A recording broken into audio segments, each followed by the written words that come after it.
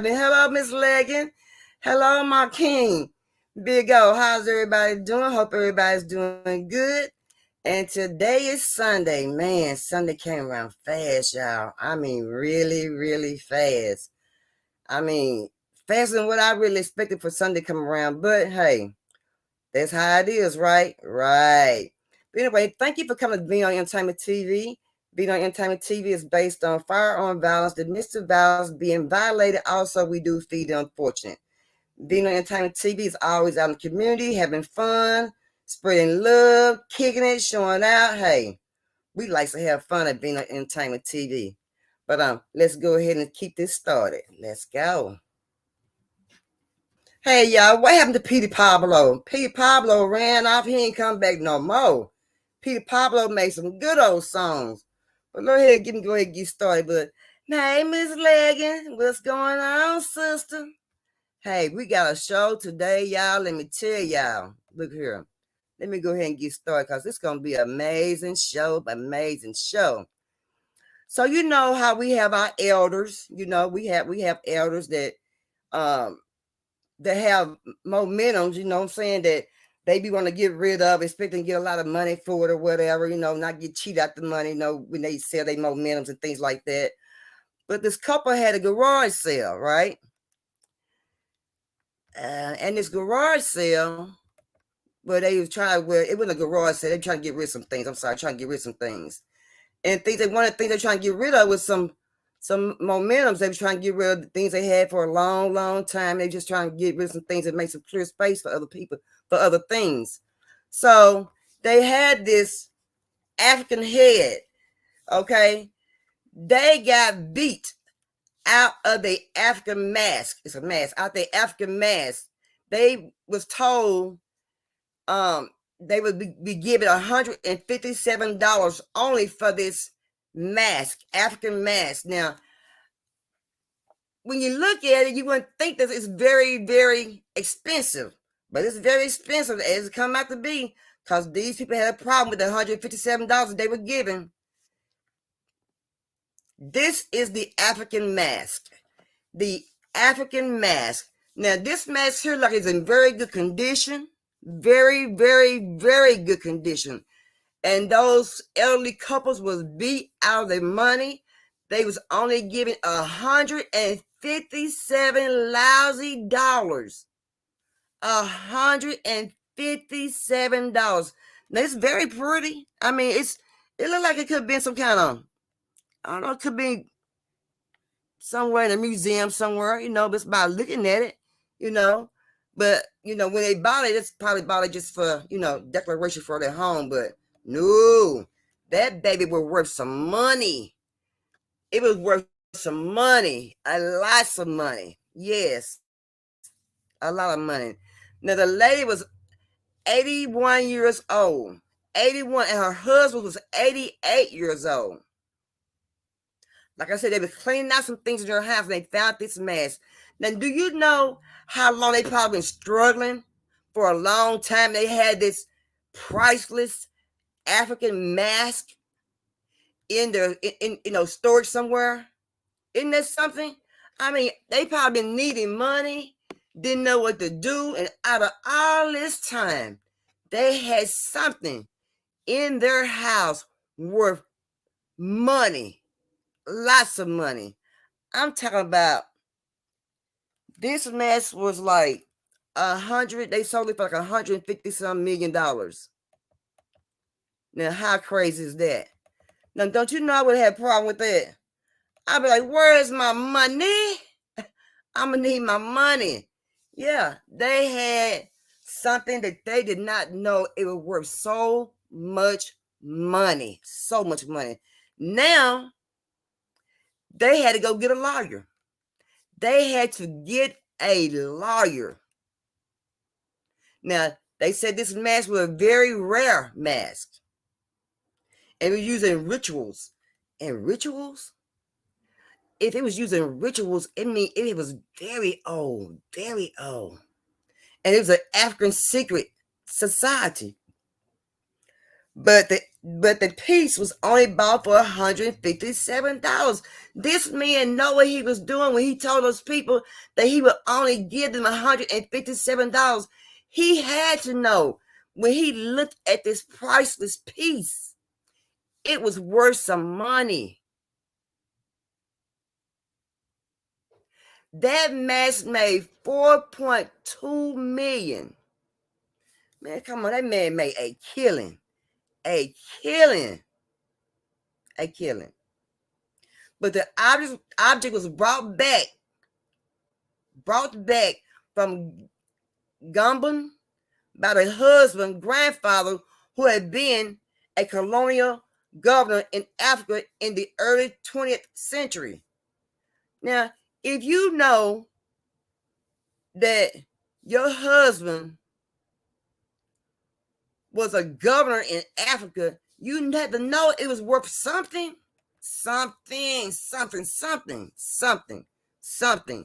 But they are going to get legal advice, and they're going to try to find out how they can get this back into that to their house and to their home, and you never know, they might get a better deal than what they already got already, and they were elderly. Keep in mind, these are elderly couples. They didn't know what they was doing. They thought they was getting rid of little junk. You see what I'm saying? It wasn't nothing.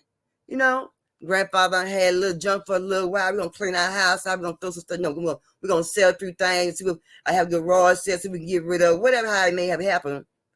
But now never thinking that they had something that was priceless in their home. This mask. And it's gold. It ain't gold, it's bronze. A bronze mask. And it looks crazy and strange, but then again, on the other hand, it's kind of beautiful because it came from Africa. You see what I'm saying? Something that they made, and something that was on their land. You see what I'm saying?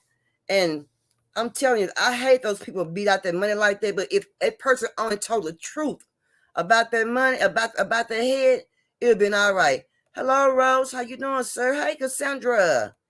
If they would have only told the truth about that mask, those people could have been relieved. They probably had medical bills. You see what I'm saying? 81 years old and 88.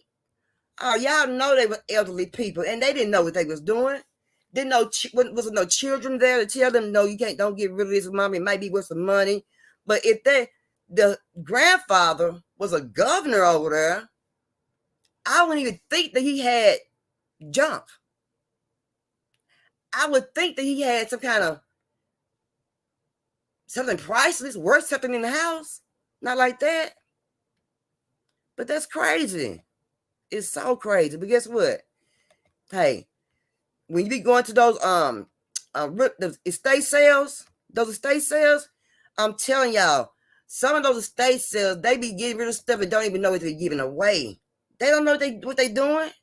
They just giving stuff away. They giving it away. They're giving it away. And when you go price it, go look into it and see if it's worth any money, man, you'd be surprised how much money this stuff be worth. My God. So when just go to the estate sale sometime, and you just never know what you might find that's valuable there. They always say somebody else's junk is your treasure, right? And I guess you can kind of say that this is kind of what happened, right? It was their junk, but it became somebody else's treasure. But when they found out how much that baby was, $150, baby, they ain't want no $150. They want their money. They want their money. I mean, millions. Baby, if I would have just been known to even have millions in my house, They could have been paying their hospital bills off, traveling, you know, having entertaining with the grandkids or the kids, or I mean, but who know how long it's been there in the storage somewhere in their house. It didn't say how long they've been had it, but they've been had it for a while. And it came from the 20th century, the African society. Isn't that something? Isn't that something, man? Hey, you can't beat that. When I seen that, I'm like, oh my God.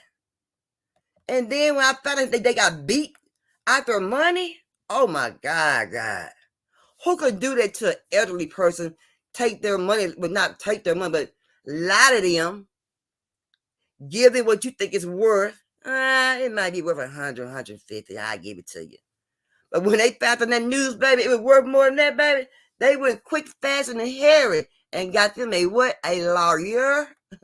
And I would have too. I would got me a lawyer so doggone fast, baby. Made your head doggone spin when I found out in the article. I'm reading, and there's my piece that I done sold for only $157 measly dollars. Baby. Yeah, it would be some problems in paradise about me and my money. Most definitely a problem. I'm telling you. It's been a problem. So have y'all been keeping up what's going on around here? Have you been keeping up? So you know, the Isley brothers, we all love the Isley brothers, right? Right. That's wrong with this one here. The Isley brothers, right? Where one of the brother passed away. One of the brothers passed away. But the brother who passed away, he was suing Ronald Isley. Because Ronald Isley supposedly had did some shady stuff, you know. Sometimes a little money would make you do a little shady stuff. Let's be real. And that man was mad about his doggone money. Yeah. So they said it was no cause given for Rudolph passing away. So it may be natural causes. Because he was up in age. You know what I'm saying? He was up in age. He was up in age. And they said they're going to miss him. They hope he's in a better place. I do the same as well. But he had a son. Now, I'm thinking if the suit go through, the son would benefit from Ronald Isley. He'll benefit from him. He would benefit very much from him. Also back in the late 1950s, Ronald did a vocal harmony. He did a vocal harmony in a group back in 1950. It was with the rock and roll. So he was also very talented. Really, all the Isley brothers were talented. I mean, everybody. Was it everybody? Everybody loved them some Isley brothers. The Isley brothers was the shiznit. They had the slow songs. They had the best slow songs. Oh my goodness. I remember my mom used to play the Isley brothers in our house. Back then, I didn't really realize the music that I was listening to. But baby, they got down. They stuck together. They made a band. And they did what they needed to do. And right today, they are still going strong. And we are in 2023. And my mom, I know my mom was crazy about the Isley brothers. You know what I'm saying? They was right up in her era. You know, and even some of the kids nowadays. I went on, it was a TikTok on Instagram, and some little boy was singing Ronald Isley's song. And that little boy had the words down pat. So his mom be listening to Ronald Isley or slow songs, but that Ronald Isley must be his main man, because that little fella maybe about, I'll say he probably about 6, 7, no more than 8 at the most. But that young man was singing, and he wasn't singing, he was singing. That young man was singing, baby. And he was doing a doggone good job. But I think I also read that he had met Mr. Ronald Isley one time. I think he did. I think he did meet him. I believe so. But yeah, most definitely. Most definitely. Let's see what else I'm gonna talk about. Let's talk about this right here. Californian. You Californians, y'all are overcrowded with homeless and homelessness. Homeless and homelessness. Skid Row ain't nothing but tents, tents, tents, tents everywhere. You know, but Gavin Newsom is trying to do a little few things about that. You know, he trying to make a change in, being so overcrowded with, the homeless and homelessness. You know what I'm saying? You know, when anybody can be homeless. Anybody can be homelessness. You know what I'm saying? Because the way things are today, things are high. Rent is high. The food is high, and the food ain't even no good. You go buy some meat, it may be lab grown meat. Now, what if that meat is no good? You spend about what? $10, $15 on a pack of breast. You'd be mad as a joker. You hear me? And I know I would. I'd be very mad. But Mr. Newsom is going to help out there and make some changes there in California to help everyone who is homeless. Because, we are United States of America. Just saying that name, United States of America. Why do we got homeless people, not homelessness, homeless people who are walking around hungry, begging, needing things? Why? And I hope they help us start this up before the year is out. Well, next year. Well, I hope they get started on it and then go ahead and just come on with the full plan in 2024. You see what I'm saying? So I'm going to be watching this real close because I hope they do something for these people because it is very sad that they are homeless. And I don't like that. And it's crazy. I mean, people throw food away every day. Every day. Schools throw food away every day. 5 days a week of school. They throw it away. After lunch, what the kids don't eat and what they will not keep for the next day, it's going to the trash can. Going to the trash can. So that means, if you can throw food like that away every day, when you can easily say, hey, we're going to go ahead and put everything in a couple of bowls, you know what I'm saying? And we're going to go out and we're going to feed the homeless people, also the homeless people as well. You see what I'm saying?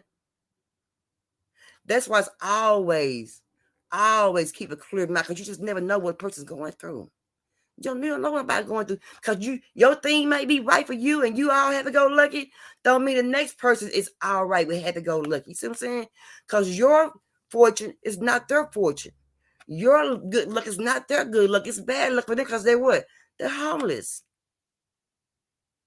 They're homeless. So I really hope California, brother Gavin Newsom, go in there and kick in those doors and take care of business and started playing by the end of December. And so by the time January come and February come, you just go ahead and put everything, all the plans into effect right then. You know what I'm saying? I really do because this is something very needed. And I wish they could had it done before it got wintertime. Because it's going to be a cold winter, y'all. It's going to be a cold winter. I want you to know. So I wish they would have got started like now. They could have got a few people in the doors, you know what I'm saying? But, they got their rules and regulations, how they going to play the game, and that's what they going to do. You see what I'm saying? So, what would you do if your child took your car? I don't know if you can see this or not. What would you do if your child took your car? Well, a trooper pulled over an SUV going about 51 kilometers per hour. drifting across the lane. You know what I'm saying? He trying his best to hold it up. And this in Utah. He was trying to hold it up. He was trying. But when a trooper pulled his car over, he expected to find a real driver, who was either severely impaired or had some kind of medical emergencies. Instead, he found a 5-year-old boy, perched on the edge of the driver's seat. His feet could barely reach the pedals. His head could just barely reach up to the clearance of the dashboard. This child was taken to the child who had taken the keys to the family car. His teenage sister was taking a nap. She was napping. And while she was napping, he took the car. He went across town, y'all. He went across town. But the state trooper pulled the car over before he got on the freeway. But you know what this little rascal told the state trooper? The trooper said he was baffled that he was planning to make it to California. The little boy wanted to go to California, but the little boy only had $3. But they said, guess what? He was going in the right directions. So guess what? He know his directions. He know his directions. He only had $3 in his little bitty pocket. Bless his heart. And he had been some kind of mad to be driving off in a car 51 kilometers per hour. He going out across the road. Just imagine. Oh my God. I just thought about it. Just imagine if a car was coming and his head could barely reach over the clearance of a dashboard. And he driving and he going across the lanes like that. Oh my God. Y'all know what? God carried him. God carried his child to safety. Do you hear me? God carried, y'all don't hear me. God carried his child to safety. You hear me? He had that state trooper in the right place in the right time, because that child gonna get ready to go across the freeway in that doggone car. Just imagine if he went across the freeway in that car. He probably got banged up on both sides, the left side and the right doggone side. It probably turned that car around, spit the car around so doggone fast. Oh my God. Do you know what kind of tragedy that would have been? Oh my God, Jesus. Say, man, I'm telling you, God was with him, and God put that trooper in the right place at the right time to make that choice to pull that doggone car over. But I'm also glad that it was not nobody that had been drinking. I'm glad of that. And I'm also glad that it wasn't anybody that needed kind of medical assistance. But I am glad that trooper was there. That trooper was there. And I know at some point in time, that trooper had to feel good about himself, because that young man was going to a tragedy. He was getting ready to go into traffic. Getting ready to go in doggone traffic. Say, that young man didn't know where he was going. It was bad. But Lord spared him, and I'm so glad. God carried that young man, and God did put that trooper in the right place at the right time. Right place at the right time. Do y'all know? Man, hey, it would have been some problem. It would have been very, very bad. Very bad.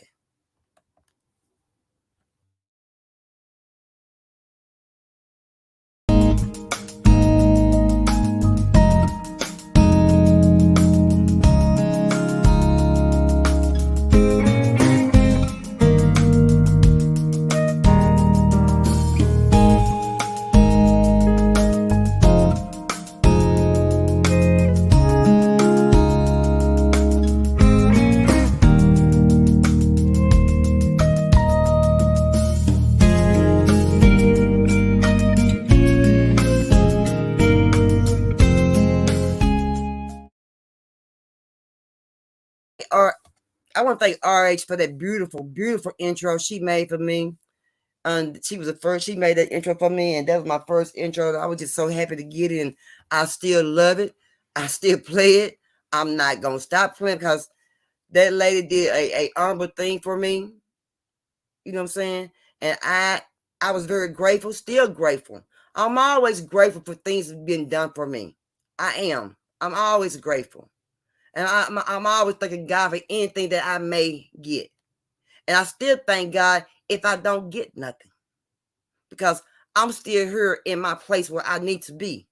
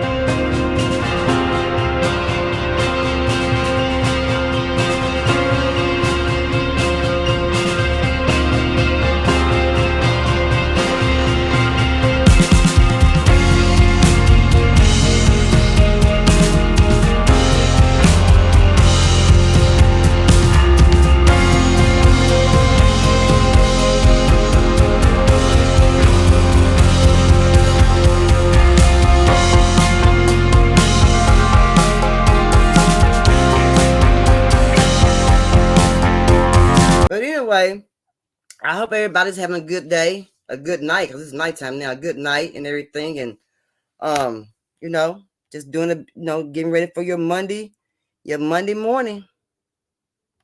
She's toxic, right? But was she toxic before you lied to her about another woman? Was she toxic before you took advantage of the trust she had for you? Was she toxic before she kept forgiving you for hurting her over and over again? She wasn't toxic. You drained the life out of that woman. You hurt that woman. You lied to her and continued to hurt her and make her question her worth. Then you expect her to be the same woman she was in the beginning and call her crazy for being the way she is now. Amen. Some men can make you kind of crazy a little bit sometimes. They definitely can make you crazy sometimes. So have y'all been paying attention to what's going on in our crazy, crazy world? Have y'all been paying attention? It's wild. I mean, Israel is over there showing out. Yeah, I mean, who would thought that it would be Israel over there fighting? Our land over there. What our when my sister was telling me about they was fighting over there, and she said when she was looking at it, and she said she just fell to her knees. I'm like, you did? She said, yeah, I just fell to my knees. I said, why? She said, because she just can't believe that they're fighting over there. You know what I'm saying? I can't believe that they're fighting over there. I mean, for what? For greed? Somebody wants somebody else's merchandise? You know? And I don't understand that. But we will. But right now, everybody's on a high alert. People are mad. People are targeting people. Again, people are targeting people. They're targeting people. You know?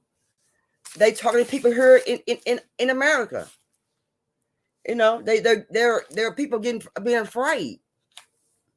You know, people not taking it well. You know, down in Austin, Texas, they getting prepared for what's going on. Let's talk about it. Action worldwide tomorrow, made by Hamas leadership, calling on supporters to, quote, mobilize. Thanks for being with us. I'm Daniel Marin. And I'm Britt Moreno. Now, the one thing to know tonight, these groups don't call for any specific action, but it does have some people in our local communities on edge. KXAN's Nabil Ramadna talked to a risk intelligence expert about the reality behind this call to action. As fighting continues in Israel and Gaza, continues to grow across the globe. I think at the moment people should have situational awareness. Ryan Bull with RAIN, a political risk advisory firm. He says threats like these can cause panic, but that's part of the goal. There's no need to necessarily engage in paranoia, but just taking a look and thinking to yourself where are the exits for a location if there is an incident. Around the nation, cities are still preparing and on high alert. The city of Austin tells us our first responder agencies, along with our Office of Homeland Security and Emergency Management, are operating in a heightened state of preparedness. Is deploying directed beyond tactical.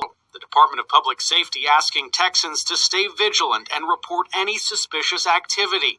Bull says some locations are at greater threat than others, including a state capital like Austin, and could be targets of individuals who are outraged. From the individual standpoint, Austin's synagogues and mosques are all potential targets of lone radicals.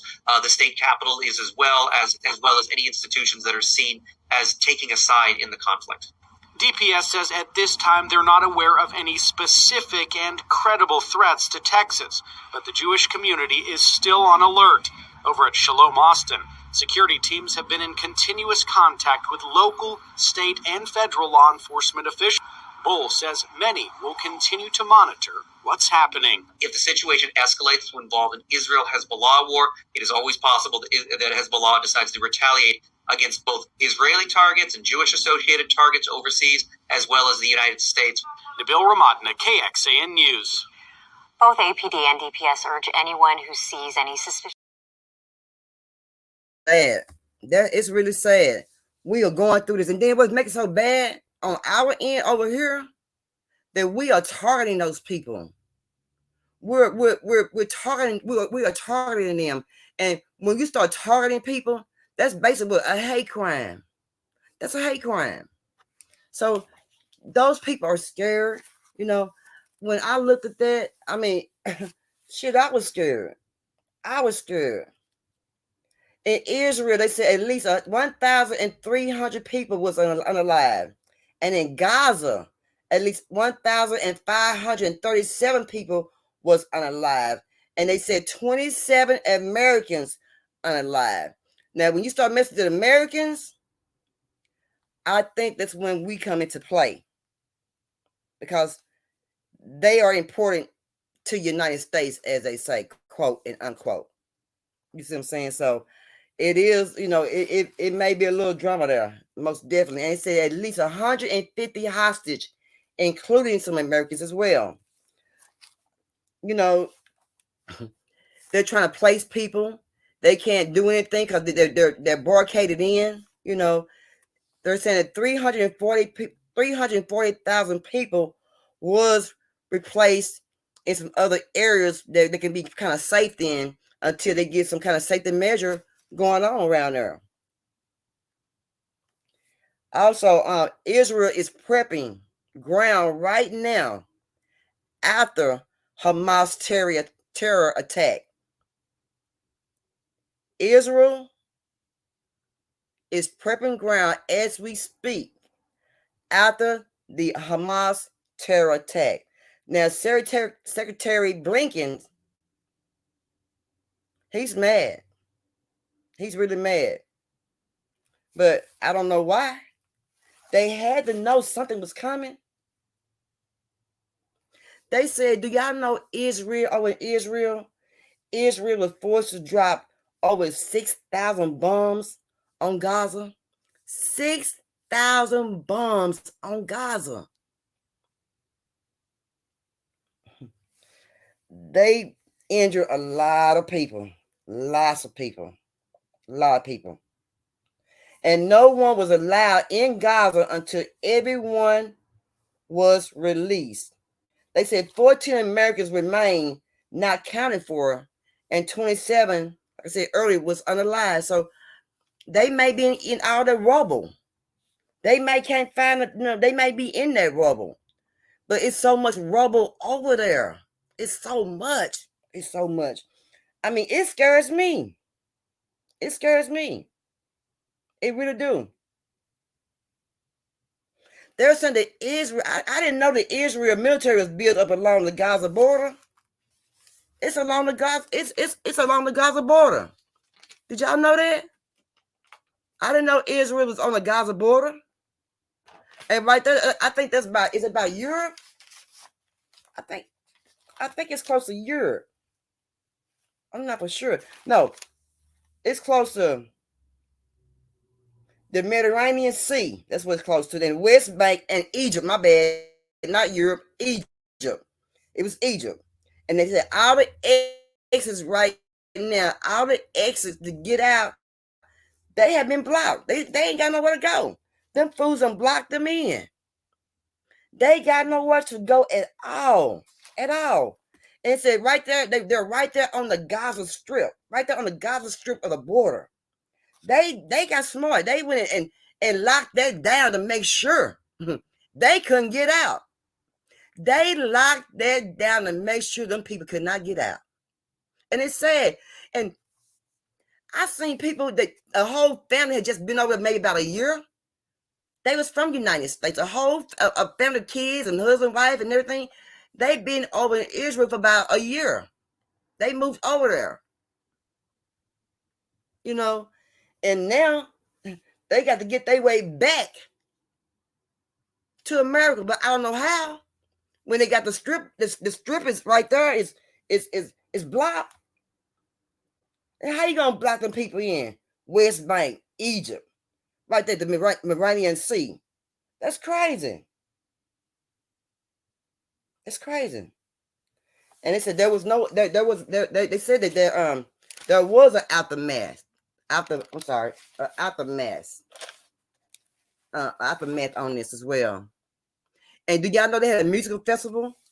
At that music festival, they had a massacre. People was hiding, running from the gunmen, from the firearmen. It unalived 260 people, and others was dragged to Gaza. And they said it was a terrorist shooting at the Jerusalem police station. 2 officers was shot and wounded. Man, that scares me, y'all. It really, I don't know about y'all, but it scares me. Just one moment, let's see. It scares Purp.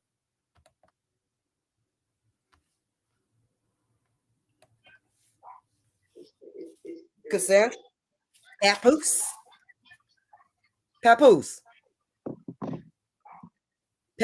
Cassandra. Oh, she was back where I talk. I heard the back where I talk. Hey, how you doing? Hey, good. What's going on? Can you hear me? Hold on. Can Yeah, you hear me? yeah, I can hear you. Can you Yeah, hear me? I can hear you. Wait.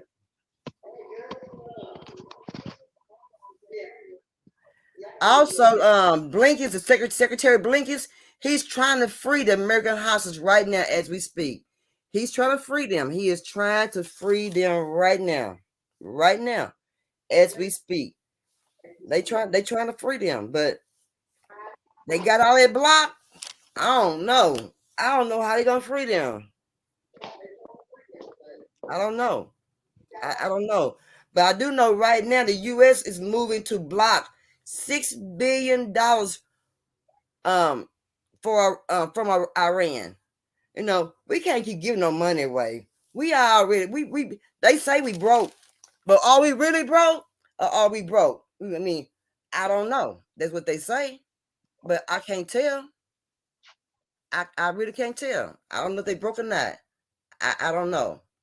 I don't know.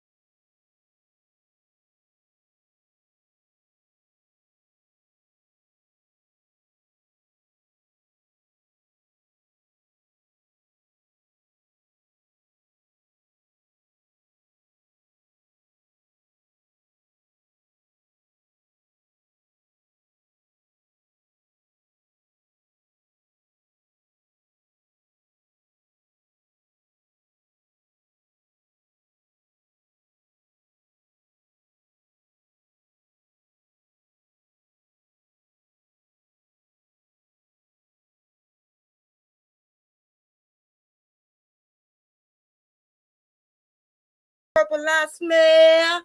What's going on, Cassandra? What's going on, baby? Nothing much. What's going on with you? None at all. Trying to stay alive, trying to stay warm and everything. You hear me? I know that's right. Cause I'm I so can't believe how the weather done changed so fast. yeah, be feeling good in the daytime, then get cold at night. It sure do, done a girl. Yeah, It sure do. I It see. get real cold at night. You hear me? I be out there in that sun working, then and when the sun go down, it get cold, and I'm in the house. I know that's right. I feel the same way. I don't be out there in that cold. When it start getting cold, girl, I start going to my patio, start looking out the patio window. I already know my old bones can't be out there in all that doggone cold weather. You hear me? Get the hurting and aching and carrying on. Oh no, baby. I know Ain't that's no way in the world. Ain't no way in the world, baby. Not at all. But I had showed earlier about this African mask that this couple has sold for $157. How about that mask is worth $4.2 million? it's probably real gold and stuff. Yeah. The man got beat out the money. And Yeah, the woman was 81 years old, and her husband was 88 years old. and somebody saw them coming, knew they didn't know what they had. They didn't know what they had, Pam. They didn't know what the dog. Do you know how long they had that in their house? How long? It belonged to the grandfather. Lord have mercy. Yeah, it was a rare thing mask. It was used in rituals and in a African secret society. The Yeah. grandpa probably stole it from them Africans. You know I'm negative. No, hold on. The grandfather, um, he had been the colonial governor in Africa in the early 20th. Yeah. Over there colonizing them people, them African people, and probably stole it from them. You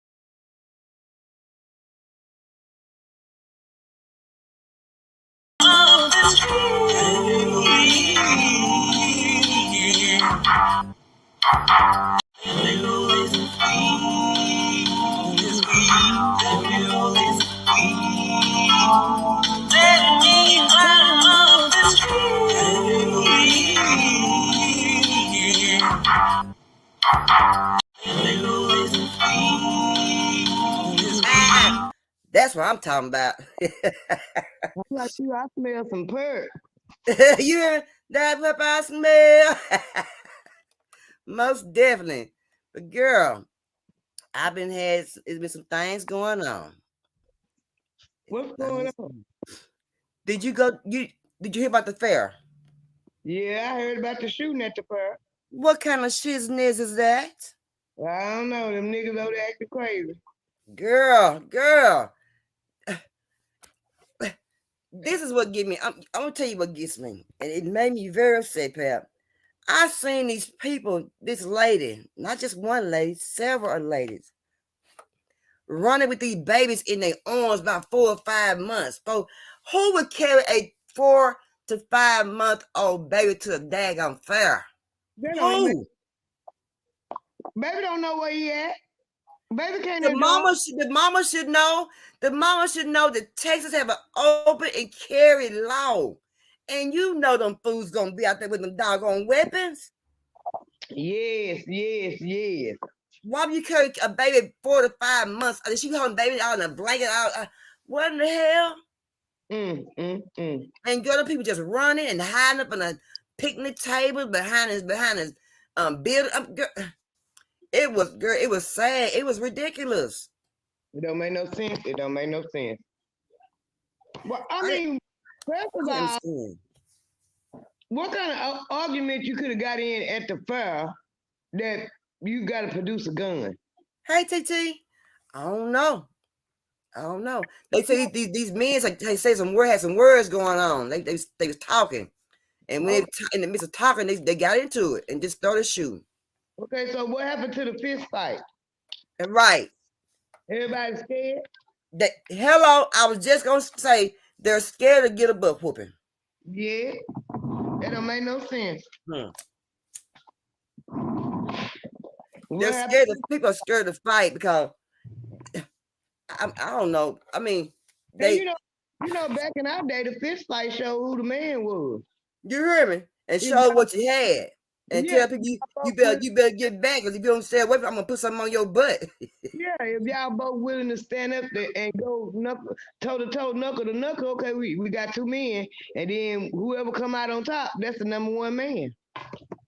Yeah.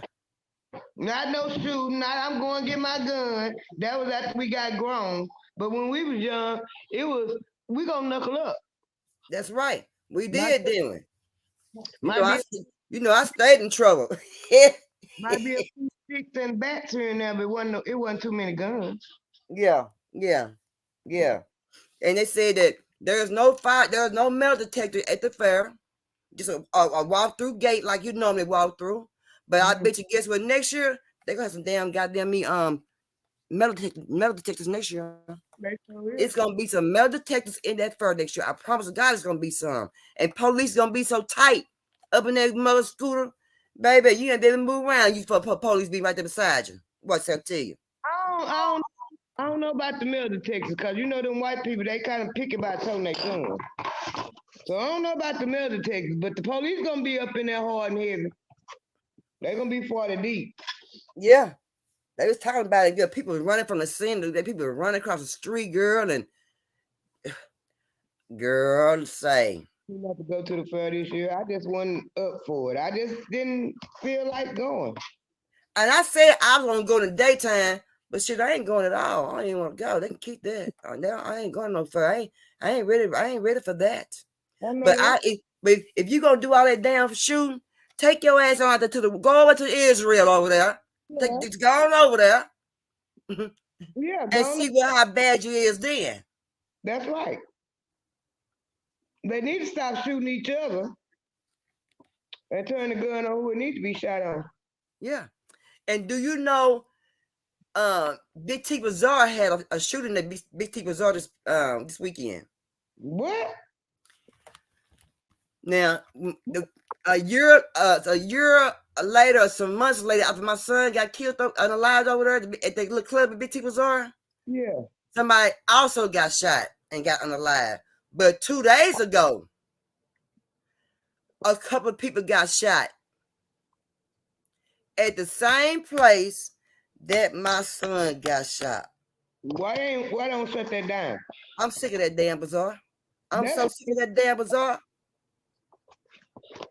That's what need to be shut down. I'm sick of that bazaar. But they ain't in the bazaar. They're on the outside bazaar. And no, it looks like a little area where you can go, like a club and all that. Yeah. But even in that damn bazaar, people have gotten shot unalived in there. Yeah. Yeah. And they say even one person got hit by a car. And then it used to be trying to get away. In Big T Bazaar, it used to be a whole bunch of black people up in there with shots and stuff. Now it ain't no black people. Yep. You got a handful of black people and a bunch of Africans and Indians. Yep, they done took it over. Ooh. I mean, Big T Bazaar ain't got no clothes I want that damn bazaar. They ain't got no shoes. I don't go get my nail. I mean, I just go a long time years ago get the seat when the CDs were popping back in the day. I would get my CDs over there, go get my nails done. But I never bought no merchandise over there, though. I never bought any merchandise from Big T Bazaar.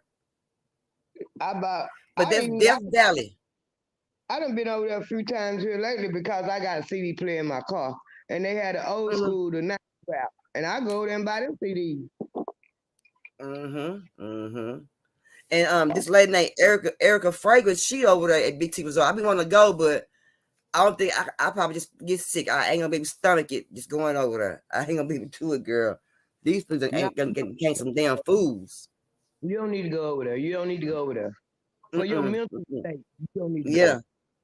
But I am gonna call Garcia tomorrow if I can get in contact with him, the chief of police, and see I can get a petition started because I know that I can get a lot of signatures on that dollar petition. I know I can. I need to contact Eric Johnson. He also would be the mayor, the black mayor of Dallas, Texas, but he don't do shit nizza for Dallas. He's a mayor. He a puppet. He came from Democrat to Republican. He a puppet. He came from when where you say Republican to Democrat? Where he go now? What? He was supposed to be a Democratic. Yeah. Nope, he a Republican now. Oh, he switched over.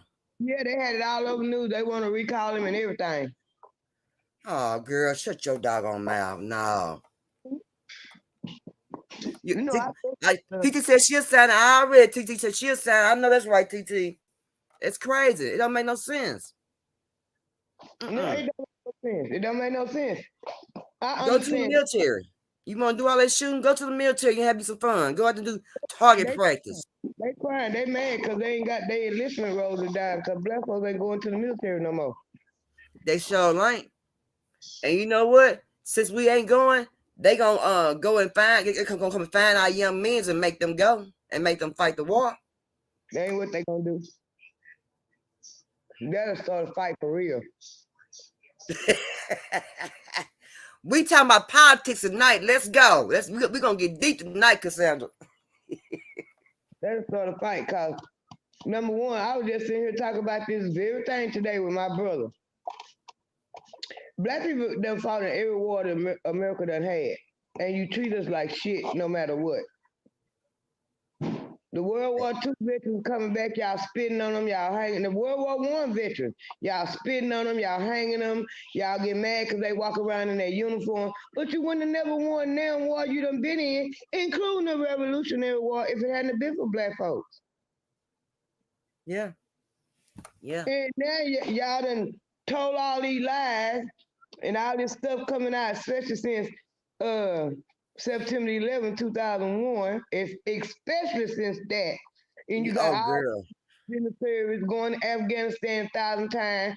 Half of them coming back lame, the other half coming back retarded as hell, the other half coming back drunk as hell.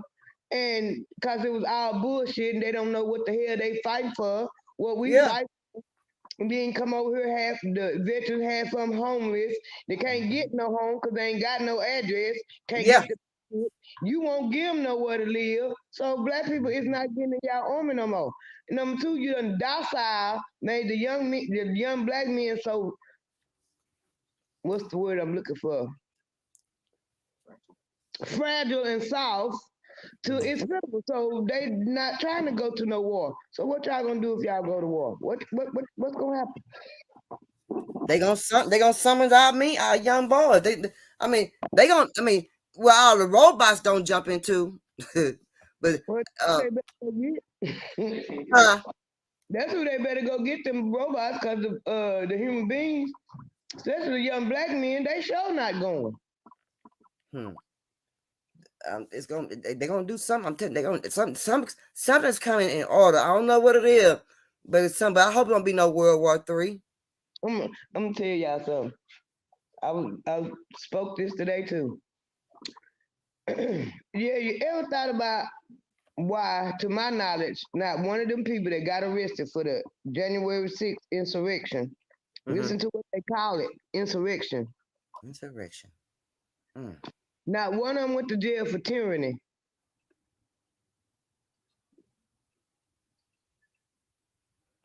You talking about the Floyd, right? Not one of them went to jail for tyranny. And tyranny is against the government, it's supposed to be treason, and you can get put to death for tyranny. But in the Constitution, you have a right. Tyranny is overthrowing the government. But in the Constitution, you have a right to overthrow the government, because the government's supposed to be for the people, by the people. But they sure ain't for the people, by nobody but themselves. And the government, nobody was charged with tyranny because you have a right to overthrow the government. And they said that's what they was trying to do, overthrow the government. But why you didn't charge none of them with tyranny? Well, you see, they try and say that, you know, people started coming together when that happened. I don't see people start coming together when that happened. People start paying attention to what's going on. That's what they talking about. They don't want to just say that. Oh, they waking up, they seeing what's going on. Not only the black people, the white people. They ain't caring about the white people waking up. They worried about the black people coming together. And people have started coming together because y'all been lying to us all this time. Yeah. So what do you think about Israel over there in Gaza and them over there showing their ass over there? Hold on, Kazette. What's going on? They showing out over there, y'all. They showing out. Why he sleep in the car? They showing out. Yeah, Let they me do show. this right. And the United States of America got their hand in all of it. But I just hate it. But when my sister told me that girl, she said she just broke down. She said in the something about the Bible, what it says in the Bible. She was, I ain't gonna repeat, but what she was saying. But she said it scares her, and she scared me. I know. Like for real, I can understand because just the thought of little kids, innocent civilians and stuff over there is dying. That's horrifying. Yeah, the babies. I mean, what? It's Not the innocent. baby. I mean, It's the in, little bitty babies. yeah, it's innocent people over there, and it's a lot of stuff. They killing civilians and everything. They kidnapping people, everything. But this is what they kill Malcolm X for. The words that he said was telling the truth. The chickens is coming home to roost. Yeah, yeah, United States yeah. in 17.8. The United States sends $17.8 billion a year to Israel. Why? Hmm. Hmm. Why is they sending American soldiers or bringing Israeli soldiers over here to train American soldiers? Why? You right. Yeah, you right. We still spending our money, but they telling us that we in debt. But they Yeah, still sending money over there though. because they sending money everywhere. And why is it Hmm. that the Hamas, the people that's fighting, the Yeah, Palestinian people fighting, and the people that they got all over news supposed to be the bad people, yeah. why they got American equipment? Yes, they got plenty of American equipment. You seen that too? Mm-hmm. They got a lot of American. Somebody was doing some trading on the backside of the slide. Wasn't telling nobody doing any doggone trading up in that place. You understand me? They I'm, had to. Hey, I'm they telling you what go. happened. You know, America and Iran been fighting for years. They hate each other. But the U.S. gonna block $6 billion for Iran. That's why. Cause they're gonna tell you why they're gonna block it. Don't make no They was, sense. in, they was in agreement. They was in agreement. That's how they solved their little agreement. It all had to do with oil. And Iran is making them nuclear weapons, and the United States, the UN, The is UN, uh-huh. them chemical weapons. But all that equipment that they left in Afghanistan, that everybody was talking, why did they leave Yes. all Yes. that? My husband said it because he was in the army. He said that ain't what the United States do. When they pull out of the country, they pull everything. Everything. Right. Everything go. That's why I thought. And I was also saying why they leave all the material over there, all them weapons and stuff for them to start back using. On us. Iran got the weapons, rebuilt them, and gave them to the ones that's fighting the Israelis. That's right. That's right. That's right. Isn't that something? That's why the United States backing out they deal with Iran, and which Iran really don't care because they've been trying to expose that the United States is full of shit. But $6 billion, that's a lot of doggone me money. Okay, 6 billion? don't say it to them. Hell, them my tax dollars. Pay me my reparation with that $6 billion. That'll be a drop in the bucket. I need my money too, you hear me? Pay me my money. Why you blocking the money to Israel? I mean to Iran, block the money to Israel. Why you doing all that? You over there threatening them African countries because Yes. they're telling on y'all ass too. Y'all threatening them and they don't want to go along with y'all LGBT agenda. And y'all mad, so y'all trying to block the money for them. And they say, okay, we don't care, block the money. Yeah. They don't know of them Africans gonna make it with their help or without their help. They gonna do with it without. Even over in Jerusalem, they even showing out over in Jerusalem. They doing terrorist shooting over in Jerusalem. Jerusalem showing out. You know, a lot of them is holy wars. Yeah, that's why my sister just felt her knee. So she said she just nervous. Yeah, a lot of holy wars. They been going on really though. They just ain't telling you about it. But my thing is, girl, they shit raggedy over there. They don't tell they stuff out. They don't tell these little clay houses up. We call clay houses and mud houses. They stuff is just raggedy. They just tore up over there. And then another part of town, I see they had brand new cars and and they speak good English, good damn English. All them Israelis got new cars and money and stuff because the United States pumping money into them. Of course they got it out, but the Palestinians, a lot of them is dark skinned, a lot of them is melanated people, a lot of them, and they're not showing, they just showing the dark skin that look like they white. A lot of them Palestinians, a lot of them black black. people. They real black with curly hair. Now I remember I used to work with a lot of them at Samsung, and but girl, let me tell you, but what we used to call them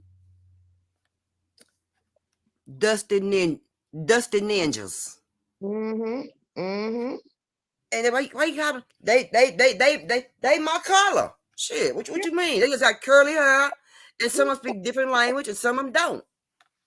That's all that. That's the tip of Africa. So yeah, they dark. And that's closer up there where it's closer to the west, to closer to and all that. That's why they're a little bit lighter. Yes. Why them Ethiopians, you can tell they black, but they, if you really look at them, they're funny color brown. That's because they're a little bit in the north part of Africa. And have you noticed the Ethiopians and them that they don't go outside their race? Have you noticed that? They the same way. Yeah. Yeah. But the Somalians, they'll sure try to shoot at you if they can. If they're over here in America, they'll sure try to shoot at you. Now you got some Ethiopians. There's some pretty people. Some of them girls is pretty. There's some pretty girls. Some of them girls be some pretty girls, pretty hair. You know, some of them got some shapes upon all them clothes they got on. But there's some pretty girls. Especially the Somalians, they real pretty. They real pretty. Yes, real pretty. I mean, pretty. They really are. They some pretty. They some pretty women. But do you know Gaza, the Gaza Strip, at the border of the Mediterranean Sea? Yeah. Them people, they done blocked all that. All that is blocked. I've been finding out that Gaza Strip for years because Israelis been there. It didn't belong to Israel. Israel actually didn't become a country until 1970. Well, baby, they got that strip blocked off. The West Bank. I know Egypt was that damn close. Yes. It's all in Africa. All that's in Africa, just at the tip of it, up at the top. Yes, I didn't. When I got to look at it, I'm like, is that Egypt? I got zoomed on it. What the fuck Egypt doing up over there? It's all in Africa. They just done changed the name to all of that to take away the African part. That's why they call it the Middle East. Because it's sitting in the middle. It's east of Europe, and it's actually east of Africa, and it's sitting in the middle. That's why they call it the Middle East. Girl, and they said they ain't got they can't nobody come in and can't nobody go out. Well, not actually east of Africa. It's the eastern side of Africa. Well, honey, they got them blocked in. They got them folks blocked in. And they're gonna be needing supplies and all that. They ain't getting no supplies, and they're gonna be hungry. Oh my God. The Gaza Strip is a main port for them to import and export and get all their goods and stuff. That's why they've been fighting over it. And the Palestinians actually owned it. They had control of it. And Israelis they've been fighting over it for years. And Israel been wanting it so they can control all the goods and the imports and everything and cut the Palestinian people out of it. Yeah. Well, not too long ago, I remember, I ain't gonna say exactly, but I know at least about 4 or 5 years, they were showing what it looked like over there. I saw it on a documentary. And the Israeli people was really starving the Palestinian people out. Shut up. They were starving. What? They was trying to keep control of the Gaza Strip. Man, that's sad. I mean, that's scary. You don't think that's kind of scary? Hey, Tari. Hey, Tari. That's kind of scary, though. I mean, for somebody just block you in, you can't leave. and no food, your food getting short, your water getting short, and you can't leave to go travel to get nothing. I mean, they gonna starve them people out. They can't starve them out. That's what they trying to do. All they don't bomb and kill.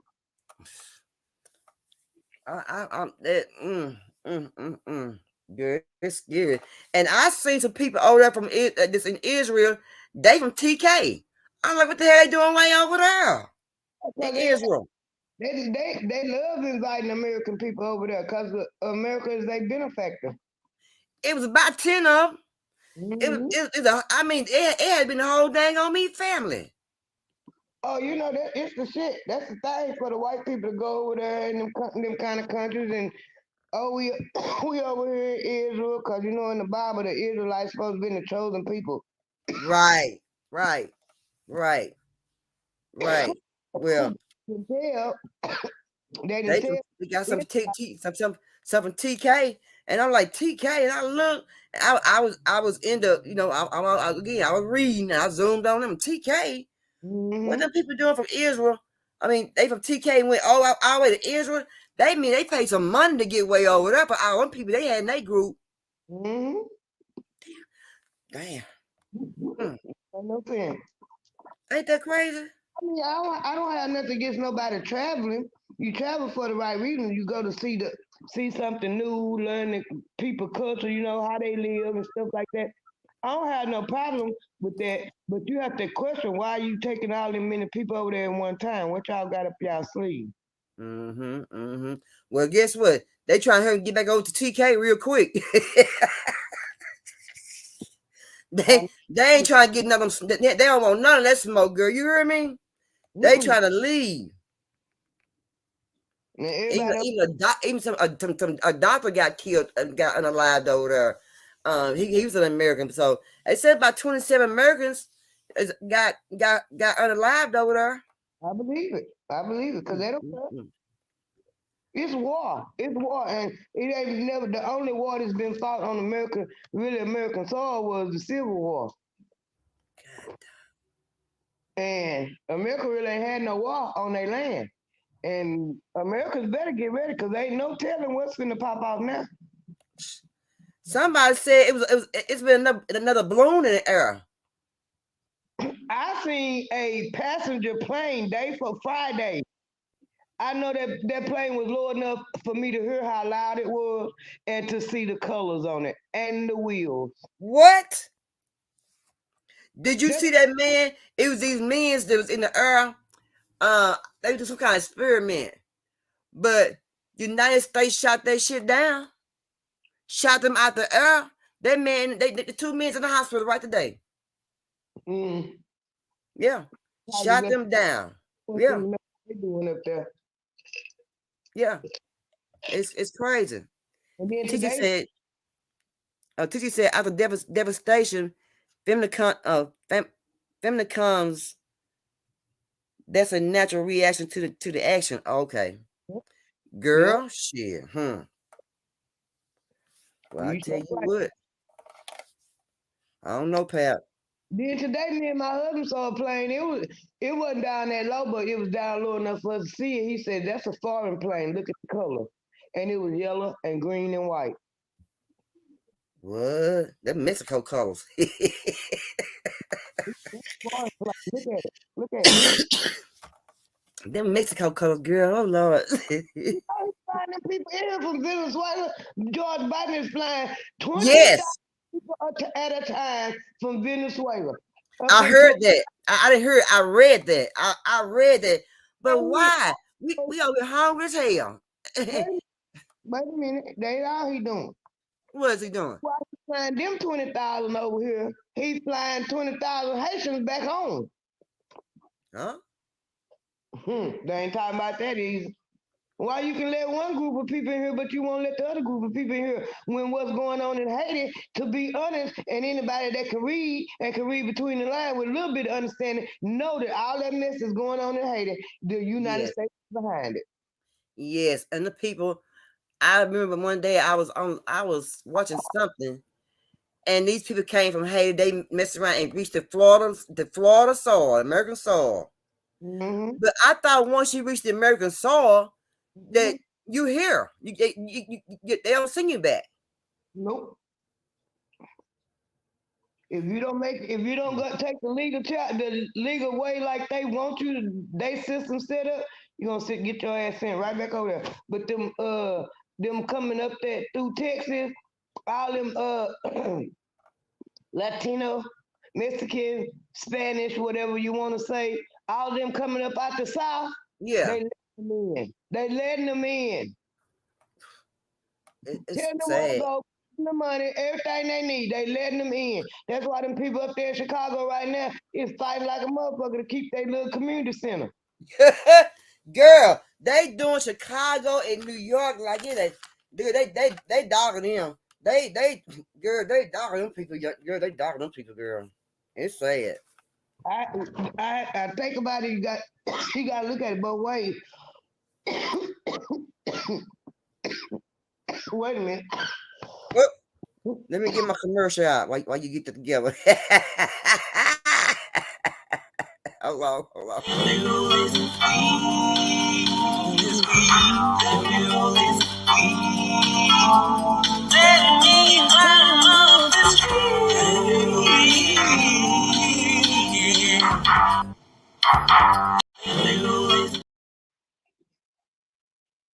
You got together now, girl.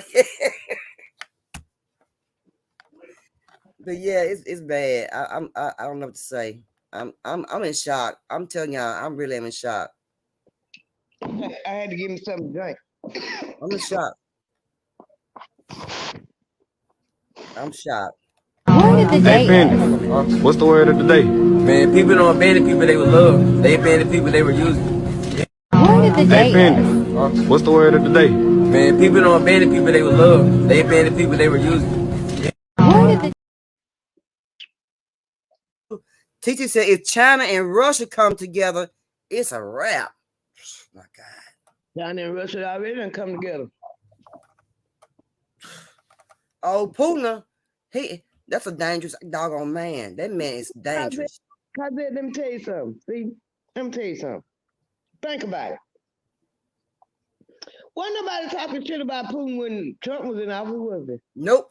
Wasn't saying a word. They were him and Putin was buddy. Because Trump already knew the underhanded shit that they were doing. The United States has been mad ever since Gorbachev said that they wouldn't have to fire one shot to destroy America. America's youth was gonna destroy it. And he was right. He was absolutely right. And he said this back in the 80s. And he was right, because they helped the United States destroy their own youth. And in return, the youth turning around and destroying it. Look at all the, y'all put the crack in the black neighborhoods. Now what's going on? All these white folks dropping dead from taking them opioids. That's destroying. That's it. No.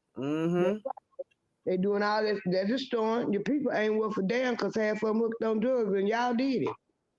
Yeah. That came in when that crack came here, that ruined a whole lot of neighborhoods and a whole bunch of communities and a lot of places, a lot of cities and states. Them people were just going crazy when this shit first came out. I remember when it first came out, they were losing their doggone mind. And to TT point, China and Russia getting together, they already together. They over there with them Africans. They trying to set up their own little money thing. They not gonna use the US dollar no more. That's why it's crashing, part of it. And China and Russia is over there. Russia done agreed to send some of them African people that the United States or the UN decided to put sanctions on. Russia said, don't worry about it. Y'all want to do y'all thing, we'll send y'all some grain, help y'all eat. China over there, we'll loan y'all money. They got them underhanded, crooked loans, but at least they trying to help. It ain't the kind of loans that the West got on them. You do what we say. China just giving them some interest, some high ass interest rates and shit like that. Yeah. That they can deal with, they might can't deal with. It ain't do what I say or else.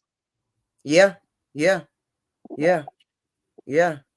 And maybe that's why that boy went across that soldier went across that border.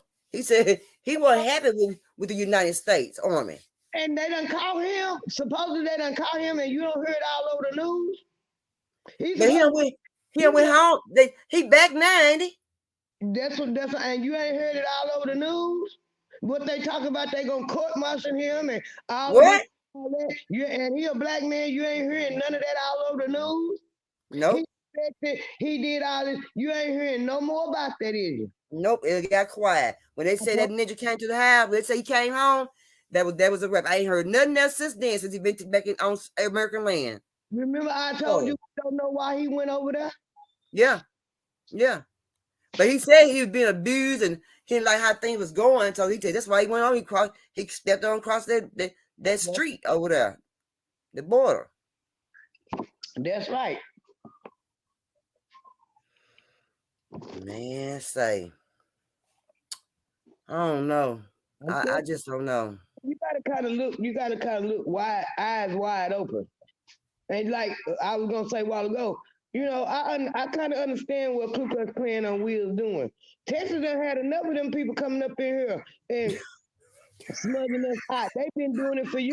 They've been doing it for years. Trump heard Ku Klux Klan on Wheels crying. He came to Texas too many times when he was when he was president. He heard Ku Klux crying. I'm tired of all these people. Trump feel the same way. Yeah, you pumping all these people up in here, taking the jobs from the people we do got. The American people will work. They just ain't working for free. But let me tell you something. Money, so y'all need to shut the fuck up and pay them people, let them work. It was money flow. People had money in their pocket when Trump was in office. I ain't no Trump fan, but I gotta give him his props. Yeah, I had a few coins in mine. I was rattling my dang on pocket. You heard me, girl. Now you taking them motherfuckers ain't nothing in them. Cause you paying $5 for a loaf of bread.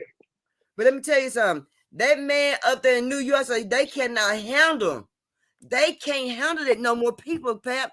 Let me tell you, when the people come down there to the border down there, Greg already got them doggone buses already out their way. 4 and 5 buses out there waiting already at 6 a.m., 5 a.m. in the morning. When they hit that part of the border right there, he load them all up. And he send them buses to different places. They go out. They go out. And that man in New York, so he tired of that doggone mess. He say they can't handle nothing else. And these schoolrooms, the classrooms already filled. 30 kids already? And they already in Texas, they ain't teaching them shit because the kids 15, 16, 17, 18 years old, they say clearly half of them don't even know how to freaking read. And then on top of that, with all them people coming up in here, they don't know what them people like. They not vetting them people. They don't know what kind of disease. They talking about tuberculosis on the rise in New York. I'm quite sure it is on the rise in New York. You got too many people in there, and you done pumped in 20,000 people in the last 2 or 3 months. Yes, they sure have. Yes, ma'am. And yes. But y'all are sanctuary city. So and it's a Democrat-led city, and the Democrats letting the immigrants up in here. So Ku Klux Klan on wheels sending them to the Democrat cities and the Democrat states. Yeah, he doing his thing because I can't say that because I'm like, this man is sending these people he's sending these folks every damn where. Yeah, and like I said it, and when I said it's gonna backfire. It's gonna backfire on them letting all them people up here because they letting a lot of criminals up here, and now you can't blame the black people for all the crime because them people. You got people up there they prostituting on the street out in the open like it ain't shit. The people. What? You even got one Latina lawmaker in New York is lobbying to make it legal so they can do it because she said it's a way of life for them in their country. Well, if it's a way of life for you in your country, go back down there and do it. Why are you up here doing it? It's not. Teacher said we need them we need them. That's how they are ushering in one world currency. Yeah, TT. Trying to. I tell you what. We don't need them. They bringing all them immigrants in here because black people done woke up and they tired of playing the Democratic Party game. Yeah. They know that. They got all the statistics showing that the black people is fed up with the Democrats. So in order to shut us down and shut our mouth, they pump it out. They trying to get them another voting block. They pumping all them immigrants in here because they do it. The Democrats will give them what they want. They think that they gonna vote for them. 90% of them that do vote Republican. The Yeah. rest don't vote at all. Yeah. So Yeah. it's gonna backfire on them in more ways than they think because when they need to just sit down and realize, which they don't want to realize, that's why Babylon falling. We run this. we what? We run this. We run this. We ain't got. They know that. Not one Democrat has gotten in office without the black vote. Yeah. Now you right. Not one single one. Nobody. Nobody. Not one, and they ain't did nothing for us. They keep pushing us down. They bring all the immigrants over here, giving them all the food stamps, all the housing, all the business loans. They give it Yes. all off of us. They holler about people of color, people of color. So that supposedly include the black people, but they ain't talking about the black people, people of color. They talk about all them other people that got a little color in them, and they give them all the money and everything. They tell them what to do when they get over here, and here we is from dollar to dollar, got motherfuckers getting up work and going to work every damn day, work 50, 60 years, like that video. That man done work 30 years and then they tell him he ain't got no retirement. I be ready to shoot up something too. Say what? You said you was taking my money. You took money out of my check every week. I've been working here 30 years, and you taking money out of my check. However get paid for 30 years. You take and supposed to be going into my retirement. Okay, here go my 30 years, and I ain't got no money. What the money you took out of my check? Oh yeah, somebody's finna tell me something. Somebody's finna come up out something. Girl, no. 30 years ain't got no retirement. No retirement. Somebody spending that doggone money, girl. Somebody was spending the money. So black people is mad. They looking around. They see there's a lot of they seeing how they doing their kids. That's number one, because you don't mess with our babies. That's numero uno. Once we realize you messing with our babies, it's a problem. They see how they doing our kids in school. They seeing how they doing our kids in the streets. They see how they doing our kids at Disney World. But you bring all these immigrants over here, and they get all the pleasure of America, and they're not even from here. Yeah, and we over here starving like Marvin. Yeah. Can't get no job, harassing us. The police is harassing us and can't get no jobs, and rent sky high. We can't even go get a pack of meat. You can't get a pack of damn thighs for no less than about $8, $9, maybe $10 to pack a doggone thigh. Yeah. We they doing us pretty bad because they don't want to get nobody no food stamps. I have to go buy me some. Yeah. And this what I'm telling you, everything they do actually backfire on them, and they just try to flip it because they got the same, everything they do is the same play. And they trying their best to divide and conquer black people any way they can, man and woman, this group, that group, gay, not gay, heterosexual. Any way they can divide us, they say if a house divided will fall. Any way they could divide us when they not really realizing that y'all constantly dividing us away from y'all. So if y'all keep on dividing us away from y'all, you're doing it intentionally and unintentionally. The house gonna fall. It's gonna fall. And it show, and baby, it's falling. It should be doing it because it's show falling. It's falling.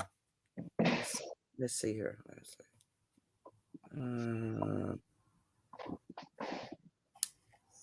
700 migrants and trying to prevent the Border Patrol from releasing hundreds more onto the streets. It's what's happening in other cities, and El Paso leaders say they are hoping to avoid a repeat of what was happening earlier this year. KFOX 14 News at 5's Jonathan Mejia is live for us in South El Paso with an update on this intensifying situation. Jonathan? I'm here outside of Sacred Heart Church, which is in South El Paso. The Sacred Heart Church has become the epicenter for migrants who have been released or have entered the country through the CBP1 app or who have been released by federal agents. But this is the situation right here in the alley outside of Sacred Heart Church. You know, many local shelters have been operating over capacity since July. The city says if they run out of shelter options, then street releases can be a reality again. And that's something that we haven't seen since December of last year. Our biggest number one priority is the safety of our community, of our asylum seekers also, so because we don't want them out on the streets, we don't want them sleeping in the streets. Mayor Oscar Leeser in the Office of Emergency Management providing an update as to how the city is handling the growing number of migrants in El Paso. But at some point, we will run out of capacity. The city has been putting migrants in hotels since the month of August. On average, it's about 100 migrants a night. The city has offered migrants who are out on the streets at night the opportunity to be taken to a shelter, but migrants refuse to help. Then there's another large population who don't want to go into a shelter because they don't want to be relocated out of downtown area because they're looking for that day work. They're looking to make some money so they can connect with their travels. And while local shelters have been asking the city for a permanent shelter solution, the city says the hotel system is working better at this point in time and provides migrants privacy. It's a more ideal location to keep migrants in a hotel than a congregate shelter. You got a lot of cots, you got a lot of open space. There's really not a lot of privacy. And so that's what we're trying to keep as much as we can. Most migrants have the proper documentation to remain in the country and travel, but many do not have the money to do so. A migrant I spoke with says when the contractors offer jobs, they jump at the opportunity. Bien. Lo ha sido mejor, pues. It's been the best thing to happen to us. It's difficult because more people are starting to show up, and when people come to offer us jobs, whoever is able to get inside the truck first gets the opportunity. U.S. Customs and Border Protection released a statement that read in part, quote, CBP works diligently to ensure that releases are conducted in a safe manner and that all non-citizens released from custody are provided essential support upon release and may access transportation to continue their distance. Quote, now the city also says that they are still talking with EPIZ to purchase one of the schools, vacant schools here on the west side to be able to provide migrants space and shelter and help alleviate what local shelters have been dealing with since July, which is overcapacity in helping migrants. So they'll get a school, an old school, and open it up just for the migrants. Now, why they want to do it for the homeless people who ain't got nowhere and got nowhere to stay? That's why them people in Chicago is fighting now. That's crazy. They shut down one school over there where all the black people was at. They shut the school down, the high school down. They said they had low test scores. They shut it down and sent the people, they said, at least 15 miles away to go to school. Now you want to open the school back up and give it to the migrants when you could have, all you had to do was try to put some resources in that school and improve the scores, because that's probably the reason why the scores was low. It wasn't no resources in the school. They was barely making because it mainly black people, black kids. Yeah. But now you want to open up that perfectly good school and put the migrants in it. And the next one is, okay, they got a community center in there, and they say it's a black neighborhood that they found to pick themselves up. You know, it's been like 30 years in the making, but they picked themselves up, got their own little community center, been there. That community center been there about 15, 20 years. You know, got the football, the baseball, after school program, the stuff for the senior citizens. Say a lot of senior citizens live right across the street within walking distance from the place. And now they want to, come in and told them, turn their keys in, because they was going to turn it into a shelter for the migrants. And them black people is going left. One woman, she got up, she said, y'all, you said we own this, right? Because they said there ain't a lot of funds that come from the city to keep it going up. Right. Park, keep it going, everything coming in. One of the commissioners, he said, I don't even ask the other commissioners and the people that I know in City Hall for donations when we have Christmas parties and stuff. We raise our own money. I don't ask them for nothing. He said, we raise our own money. Everything we need right here. What they supposed to get from the city, they get from the city. And a few of the people that work at the community center work for the city, like the director and stuff. But it's all the community. They want to say, you say we own this? That man said, yeah. He said, she said, you said, right, we own it. It's ours, right? He said, yeah, it's y'all.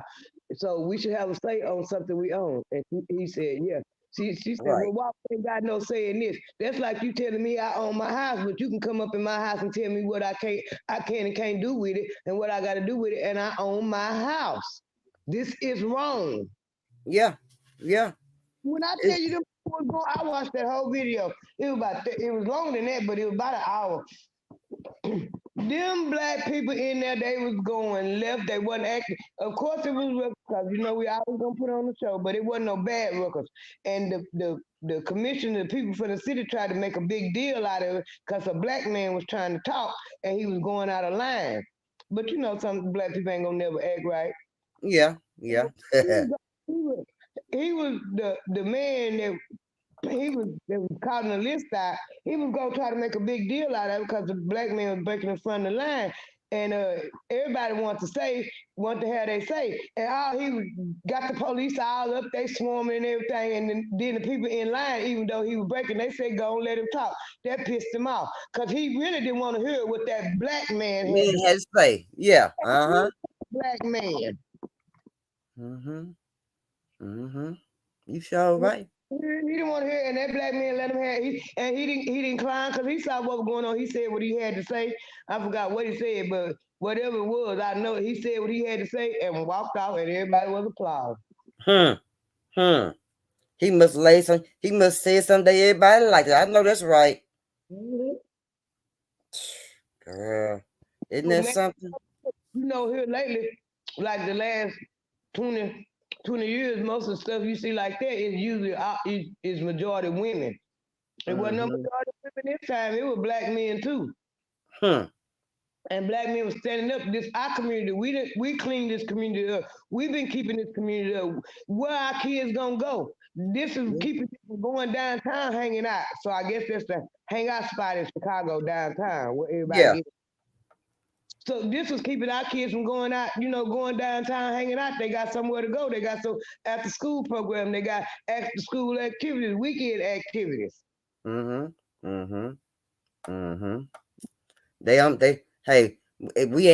already ain't got nowhere to go. But then you bring some more people in here. But I'll be pissed as hell too. You gonna bring all these people in here and you gonna open a school for these people and go put cots in there. And know you're gonna have some medical people in there to assist them if somebody gets sick, and you're gonna have some kind of security up in there. That's some more money. So not only that, that's what I'm saying. These people got the right to come and go. You're not vetting these people. You don't know what kind of people it is. They're gonna be in the neighborhood wreaking havoc. Cause they got free reign. They can do what they want to do. And that's what I think maybe 1 or 2. I saw a news clip about it, and I saw something on YouTube. Ain't too many people talking about it, but it's slowly but surely coming out. That's exactly what they doing when they put them up in them. All them that they sleeping at the police station, they got in the shelters and stuff. They coming out on the street starting shit. Yep. Yeah, and when that man said they had people in the police station sleeping, I'm like, what you say? What you say? Shut your mouth. That's why they don't want Trump in office, because they know he gonna send them right. Every last one of them might as well give everyone they can. Yeah, gonna send their ass right on back. He gonna send their ass right on back where they belong. They gonna cross that border. Y'all gotta go on back. But it's a lot of people though. It's a lot of people that have been transported out. You can't go nowhere else in the world like that. But do you remember? Where else in the United States? I mean, not in the United States. Where else in the world that they just got their borders open and you could just come and get all the social programs and get you somewhere to live for free, and we're gonna give you some money and you ain't even got to pay no rent, no housing. You do what you want to with your money and just gone. And after that, we'll see what we can help you after your 30 to 60 days, 90 days of your money run out. We'll see what we can do to give you some more food stamps. And I'm over here hollering about, hey, wait a minute, motherfucker, I live here. I'm born and bred here. Where my food stamp? Get your ass back away. Say, where your food stamp? Where my groceries at? Shit. Who will pay half of my rent this month? My light bill, my water bill, my gas bill. I need some gas in my car because gas is high as hell. Gas so high, girl, you're going to need a bicycle, a scooter, a push buggy, a horse and carriage. That went down for some reason. I've been noticing that. I buy a lot of it because of my machinery and stuff. But it went down to 280 something. But do you know Dallas, Texas gonna have, girl, they putting a whole new city 13 miles outside of Dallas. And that 13 miles is outside of Mesquite. Out there by Sunnyvale. Sunnyvale. Now, out there, it turns into a two-lane road. Mm-hmm. Why you building a city already in the damn city? Why you building a whole new town already in a overcrowded place? Out of 10, ain't nothing out there but black folks. And they trying to set up their 15-minute cities, and they putting it out there. Yes. It's going to be 13 miles out of Dallas. And when I see girl, it's going to be so pretty, girl. It's going to be pretty. But it's going to be, I know it's going to be high, but why? Texas, we already crowded. I mean, you can't even get shit to work on time unless you if you got to be working at 7 o'clock, you better get up. If you got a nice long distance commute, you better get about 6. You better leave home by 6 or 5:45 to get to work on time, because you're going to be in that doggone traffic. That's the reason why they building them 15-minute cities, and they were crying about to work from home, but they ain't, because they trying to make everybody go in the house and stay. They says so many. It's I-30, I-20, 635, and 80. So that little city gonna be around all those major freeways, but you better just jump on and jump off. But still, I mean, we already crowded.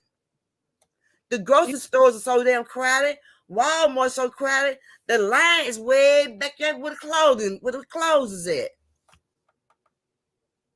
That's how long the lines is at Walmart. Yeah, and you got about 19 damn registers, but 2 on working. What the hell? Yep. And then the rest of them self-checkout. Yes. And they watching you. Yeah. You know, I'm doing your work for you, but you watching me. Yeah. You know? Yeah. I'm doing your work, but you watching me to see if I'm stealing, but I'm doing your damn job.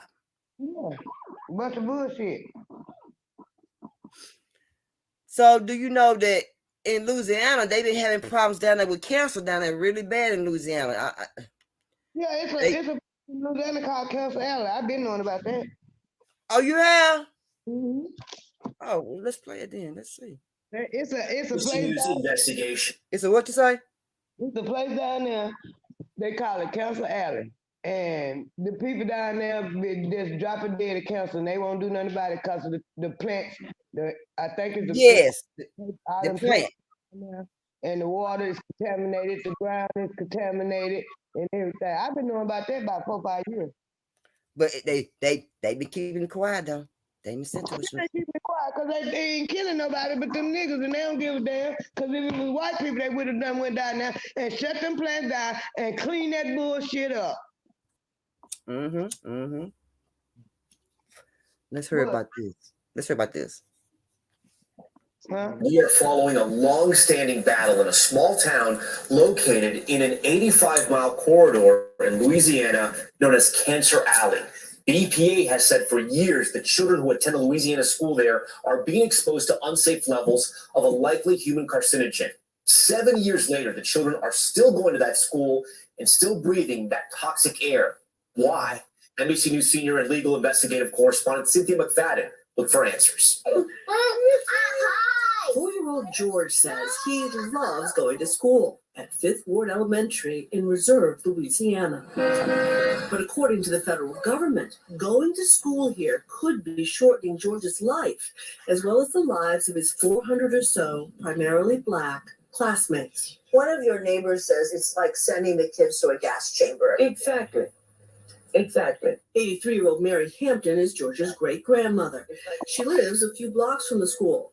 Her father bought the land, once worked by slaves, giving parcels to his 9 children. He thought he was leaving us a legacy. He actually left us a descendant. They don't care about us.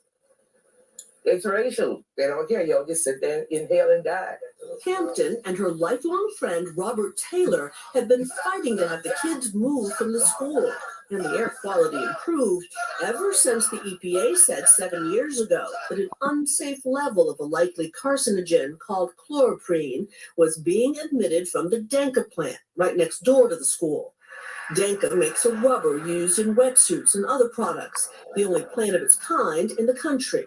we've been designated a sacrifice zone. I don't understand how they would be allowed to sacrifice the lives of us for anybody's profit. We had the highest cancer risk. EPA informed us of that in 2017. The highest cancer risk in the country. In the country. What was your reaction to that? I was floored. Though Denka says they've reduced emissions by 85%, air monitors near the school often register at levels far exceeding the recommended 0.2 level, as we saw when we visited with environmental scientist Wilma Subra. What's the result? Higher than 0.2 for concentration.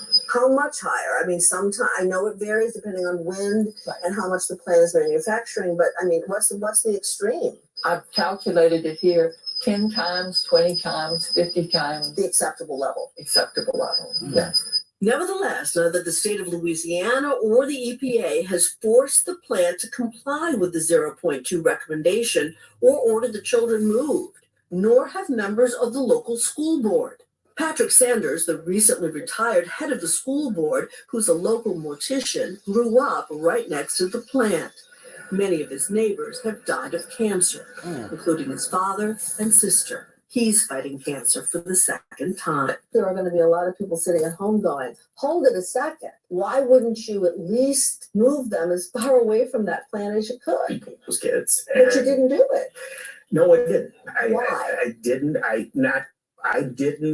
I was one member of 11. Takes a majority of the school board But to make did you this stand decision. up and say, this is wrong, we've got to fix it? No, I didn't. Why not? There's not a reason as to why not that I can definitively give you. Did I stand up and beat on the table? No. Do you wish you had? Looking back, yes. But a glimmer of hope just as we're packing up to leave. The EPA sent us an email.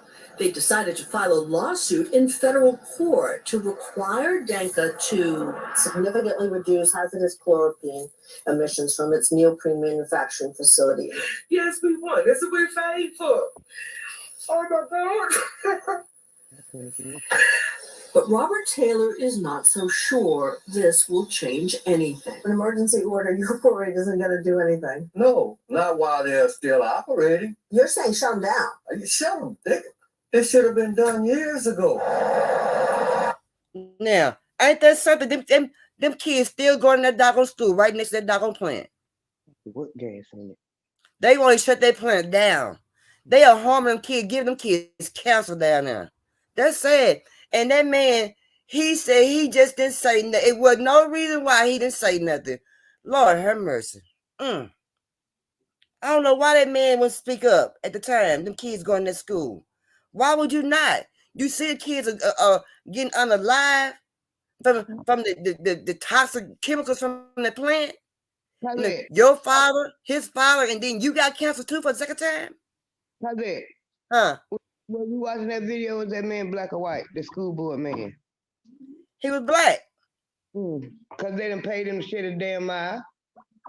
He was a black man. Yeah, he said how can you just not say nothing, Pap? And people getting sick. Well, you just not say nothing. If your daddy or sister and you fighting cancer, and then you got to be a cold-hearted motherfucker not to do nothing. If you fighting it your damn self, and why would you want to wish that on somebody else? The plant's still operating right today. Girl, my goodness. Y'all better move out of Louisiana down there. They killing y'all. They unaliving y'all down there. Y'all better get somewhere else. Because it ain't safe down there for y'all in Louisiana. They could have moved to school. Move to school. If you ain't gonna move, they could move to school. That's what they did in Texarkana. You know that Crystal plant right there in front of the on Buckhead Road. I remember that school. Because the white folks told them they gonna shut it down. Yeah. And the Crisco plant did shut down. The people lost their job. Yeah.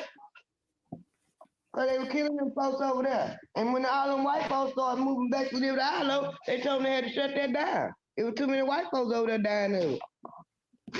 Girl, I was just shocked when I said, like, nah, this man just said he got it for the second time. of counsel, and you didn't say nothing for the first time when you see that happen, just didn't say nothing, and he had no reason not to even speak about it. That's why God gave him counsel again. Why would you do that? I mean, if he just, sometimes it takes one person to speak up to make a difference. You know what I'm saying? But he didn't even speak up, and he knew, and he didn't speak up about it. And he's a mortician too, so he probably get a pretty good piece of money too if he's a mortician. Of course, I'm sure they get paid pretty good. That's one of the reasons why I asked you was he black or white, because he's a mortician. That's another reason why he wasn't gonna say nothing. He making money off of it. He got to bury them folks. Yeah, he got to bury them people. Yeah, and then that's what I'm saying. God might have gave him counsel the first time to open his eyes and open your, say something about this, and then you ain't say nothing. So I'm gonna strike you again with counsel. You never know. Yeah, he's that a man like that. I don't think I can live with. I don't think I can live with him because he is a cold-hearted person not to say nothing, and he knew and he seen it. I'm sure he might have been the only one, but like I said, just take one person speak up. Maybe like you say, he was making money out of him. So of course he ain't gonna speak up. The little town ain't that dang on big. So you right, he making a lot of money. They probably only had one funeral home in the whole little town. Mm-hmm.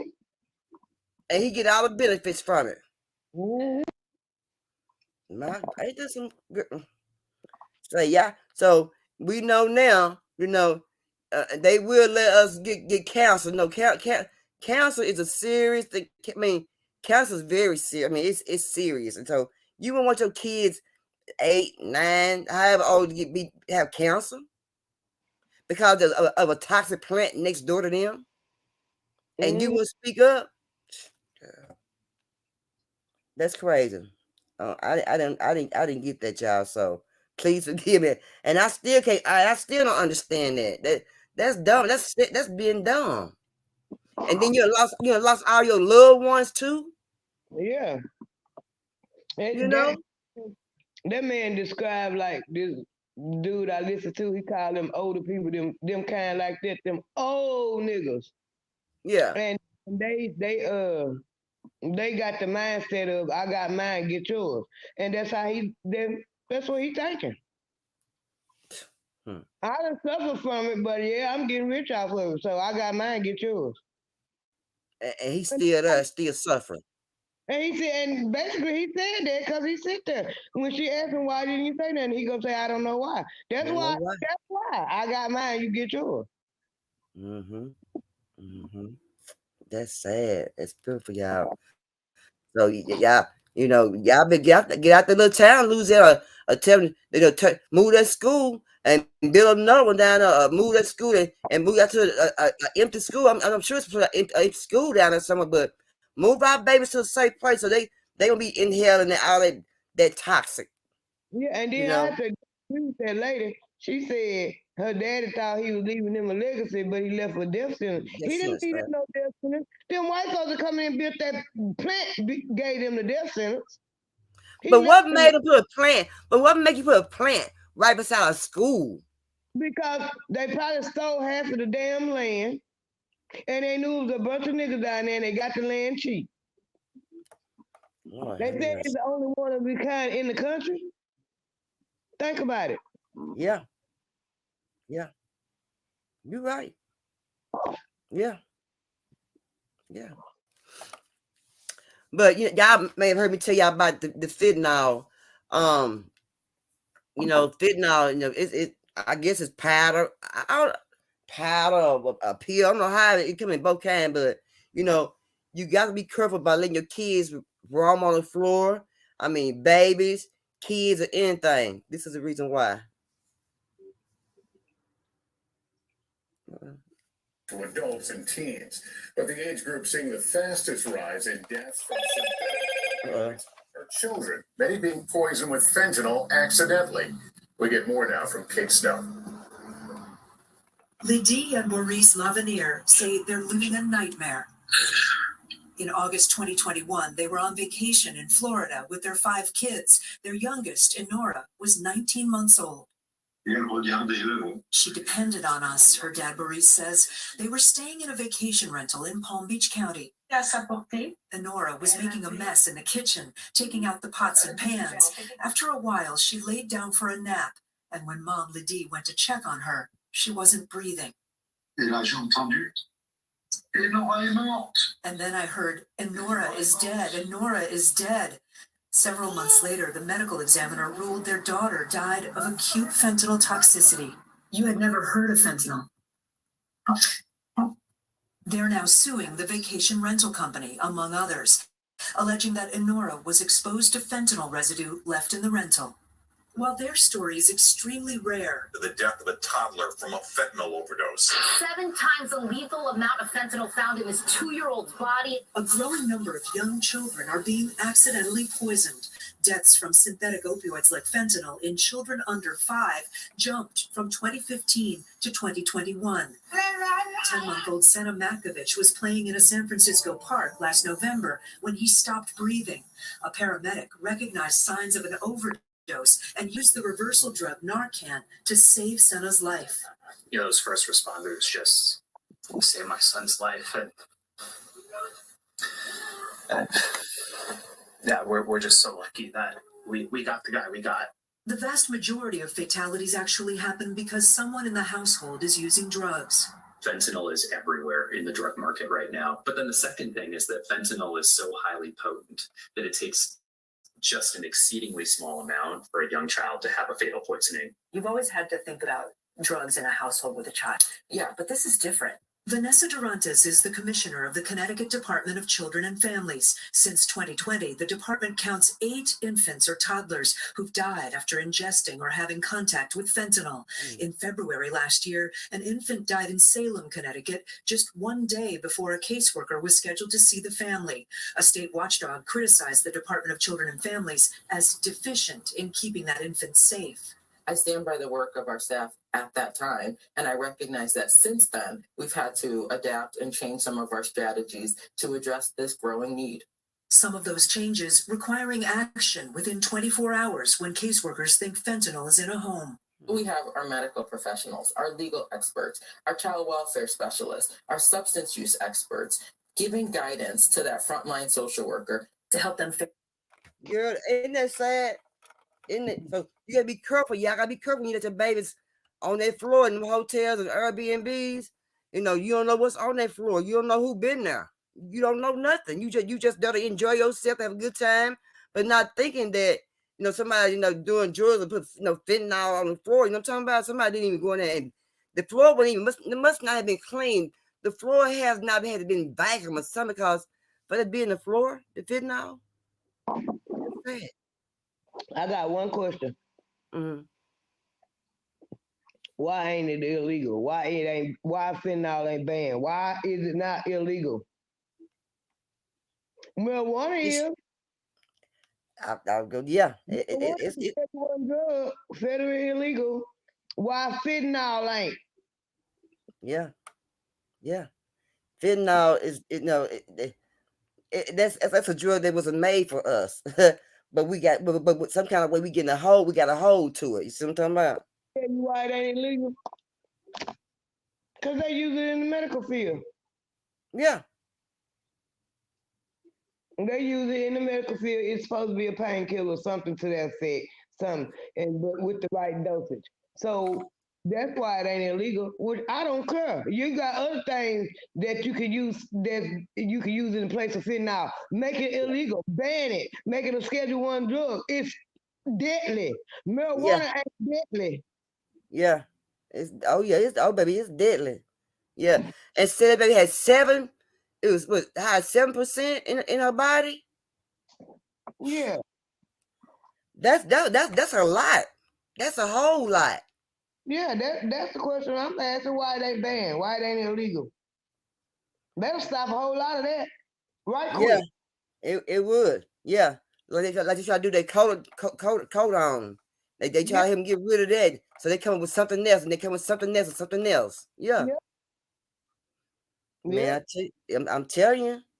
So y'all be careful out there with your kids on the floor. You go to the hotels and Airbnb, because you just never know what's on them doggone floors. The floor. You don't know what's on the floor. petition you trying to start? The big people's are, but for like gun violence over there, to get rid of them over there. And go on change.org and start one and share the link. Okay. I'm gonna get on top of that. I'm gonna get on top of that. So we our parents.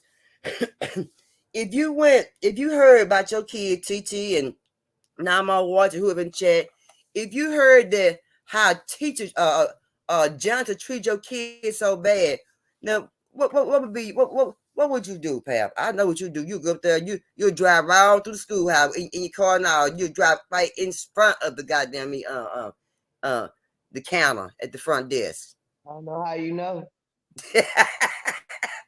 Don't mess with the kids. You know what I'm saying? Leave the kids alone. I don't know how you know. My daughter came and told me, I think she's in the 7th grade, said the coach said she was dumber than she looked. What? Oh, no. And I had to go up there and find out how dumb did she look.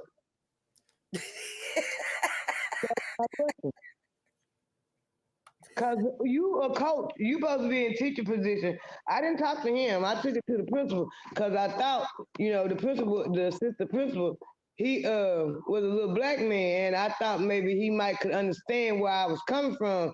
And he did, but I come to find out he was a bootleg too. He understood where I was coming from, and I left it in his hands to handle it. And if she came and told me he said anything else to her or she was treated any other kind of way, I'll be back up there. Because I want to know how dumb do she look. That's a good one. That's a good one right there, Pam. How dumb do she look? But he shouldn't even said nothing like that to a student. He shouldn't say it at all. He didn't have a student, period. It could have been anybody, black, white, anything. You are a person in a position of authority.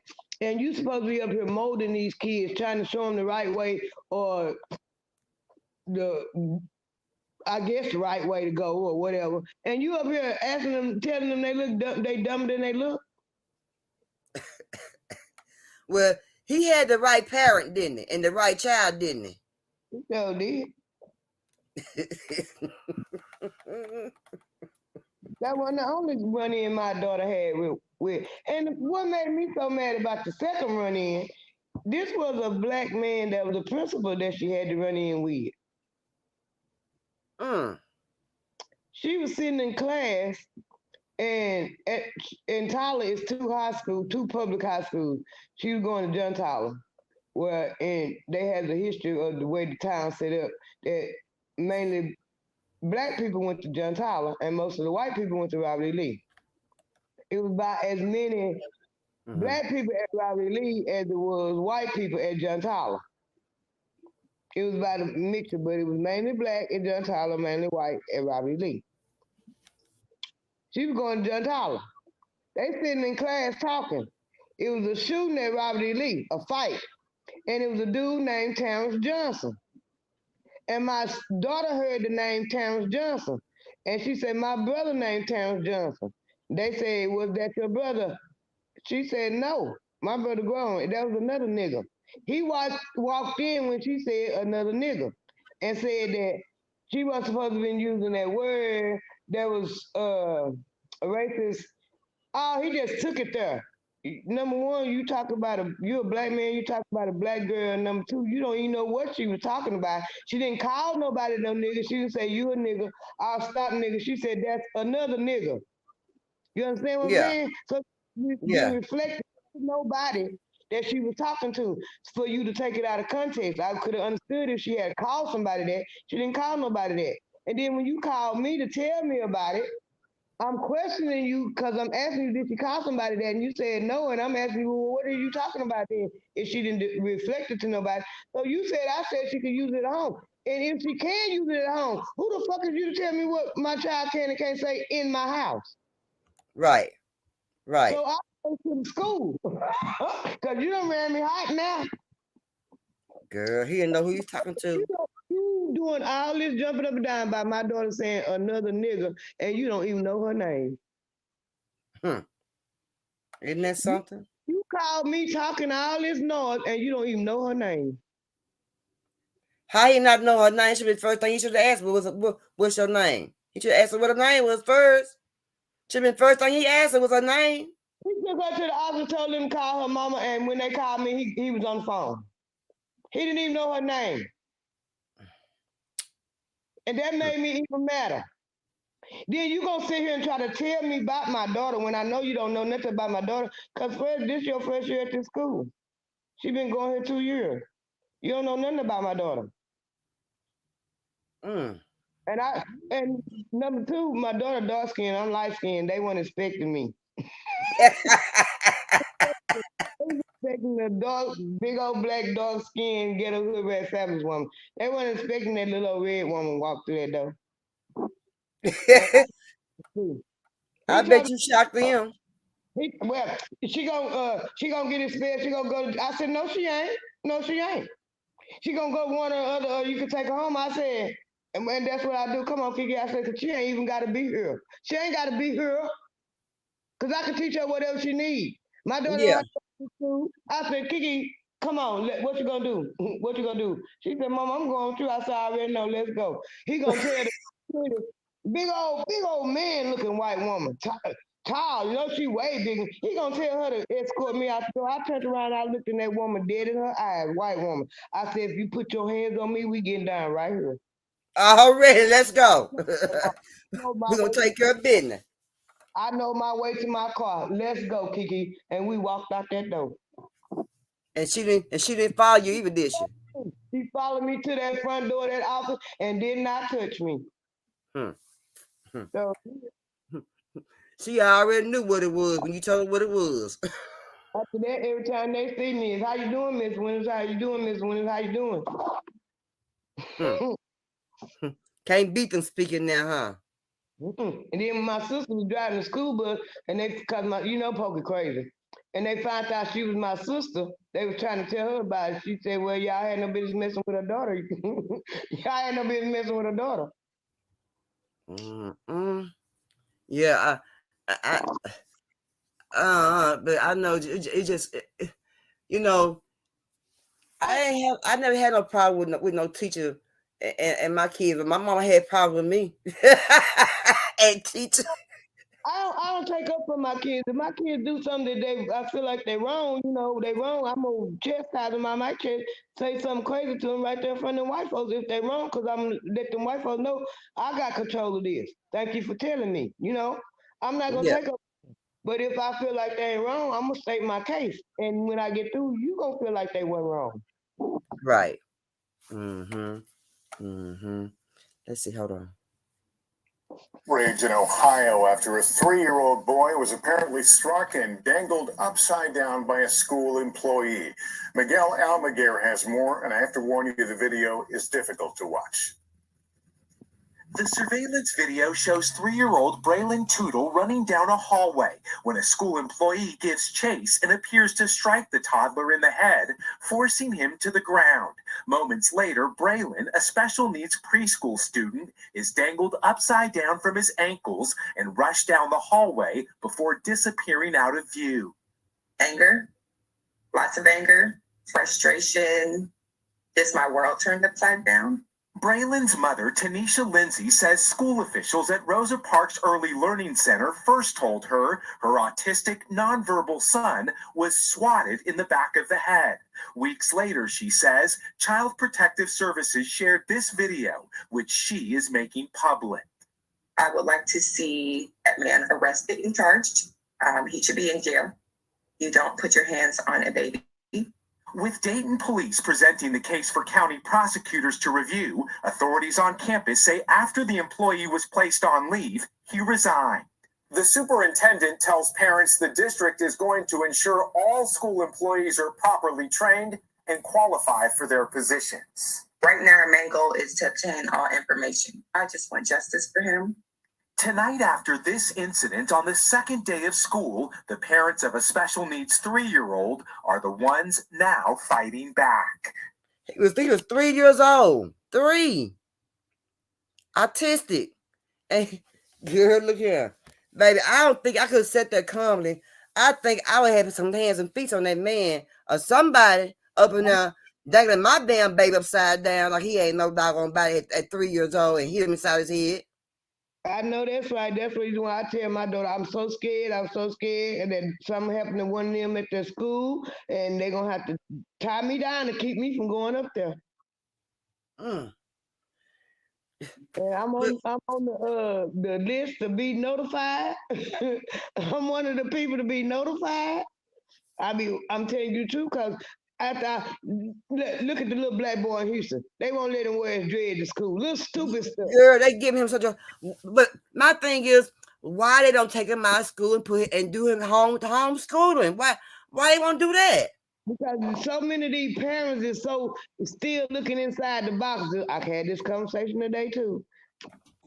They still inside of that public school. I got to do this and go to work, and I can't do this. They still inside that box that they done built for us to be in. Go to work every day, send the kids to school every day, pay your bills every day. Do they not realizing the box is open and there's other stuff outside the box?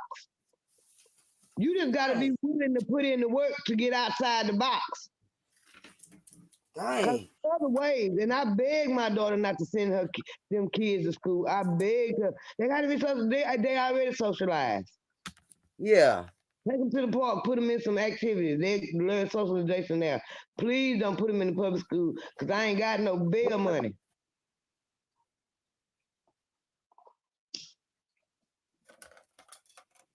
Mm-hmm.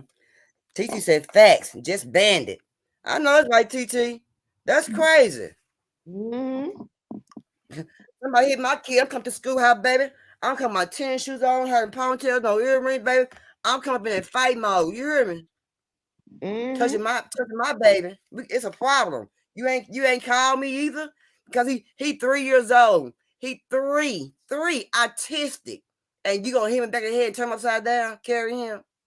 And then I seen this video a couple of years back. It was a black girl. I think she was 16 years old. I think she might have been. They said she was mentally challenged too. And the security guard at the school just body slammed her on the ground.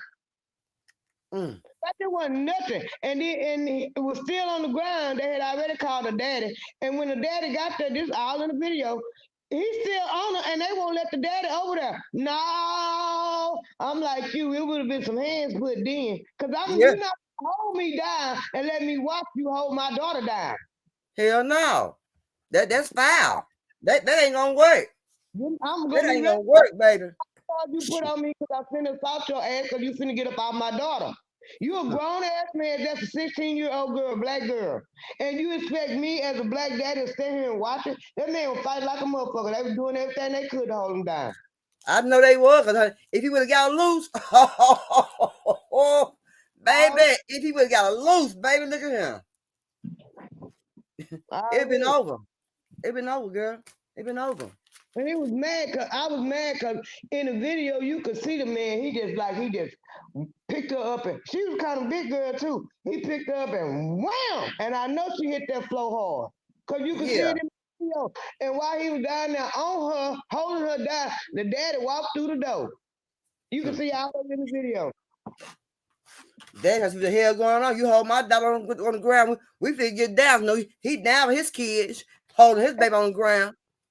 And in the beginning of the video, in the beginning, they on the stairs. And he actually, really, if you look at the video, he pushed that girl down the stairs. She was trying to go up, and he pushed her down the stairs. What? Yep, and she tripled and stumbled, but she didn't fall. And that's when he got down there and just wham! Boy, I just got mad looking at it. I could, for a long time, I couldn't watch no video with them kids in there. God, dog. Ain't that some crap? See, I'm glad in school we were just getting power. Because what they doing right now in school, they doing too daggone much. They doing too daggone much. It's sad. Don't make no. I mean, parents, when your kid come home and tell you the teacher did this, the teacher did that, y'all believe y'all kids. Go investigate. Get off your ass and go to the schoolhouse and see what's going on. Don't just sit there and just say, don't pay them no attention. Get up and go to the school and check on your baby. Something's going on when we come home and say, whatever he's saying being done to him in school, get up off your ass and check on your baby at those schools. Because your kid ain't going to come home and lie if a teacher doing something to them they ain't got no business doing. Especially a little one. Them big ones, about 16, 17 years old, I'm going to question you. But the little bitty ones, no, ma'am, I ain't got to question that one. You hear me? No. Oh, no. Mm-mm. Them big ones, you listen to them. If they keep on whining about the same thing, then the teacher doing something. Right.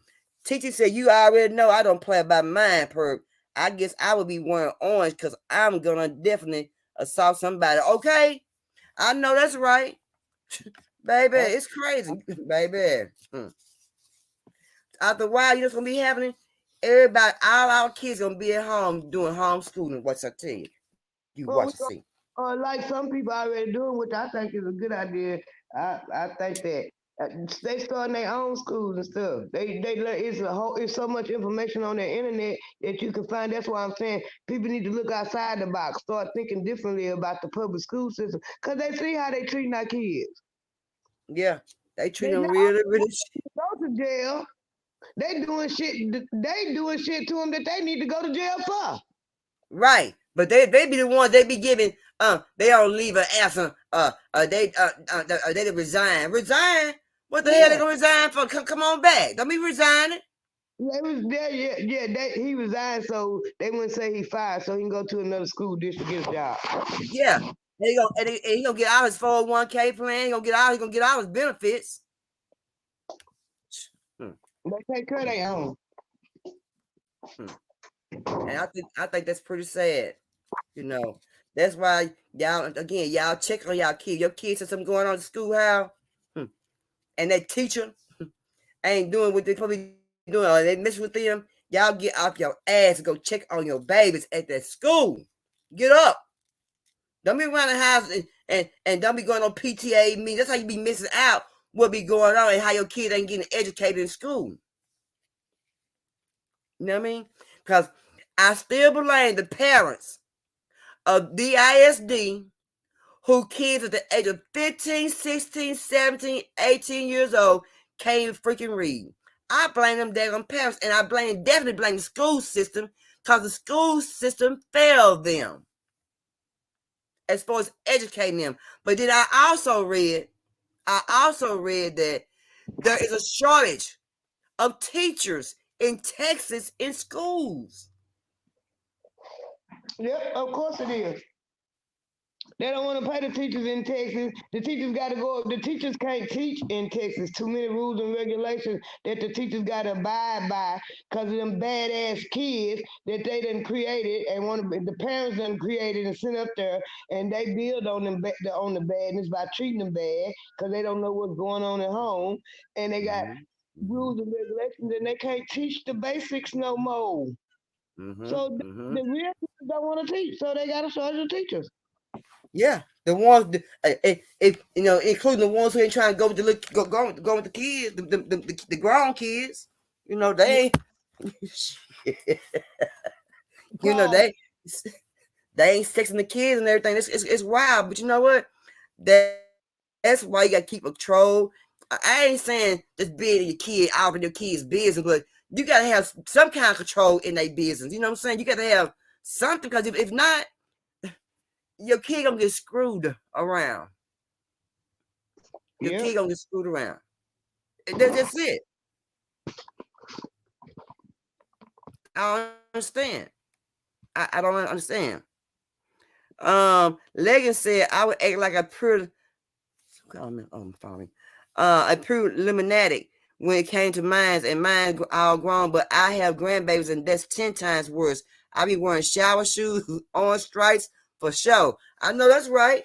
Yeah, for sure. You do that all right, Mr. Legan. You right, baby. Sure right, baby. That's what I said, but I begged my daughter not to put my grandkids in that public school because they was little enough. And the times where she could have homeschooled them, I was already homeschooling. That's why the others were so damn smart. And I begged her not to put them in there. And Legan said it would be some slow riding and some sad singing.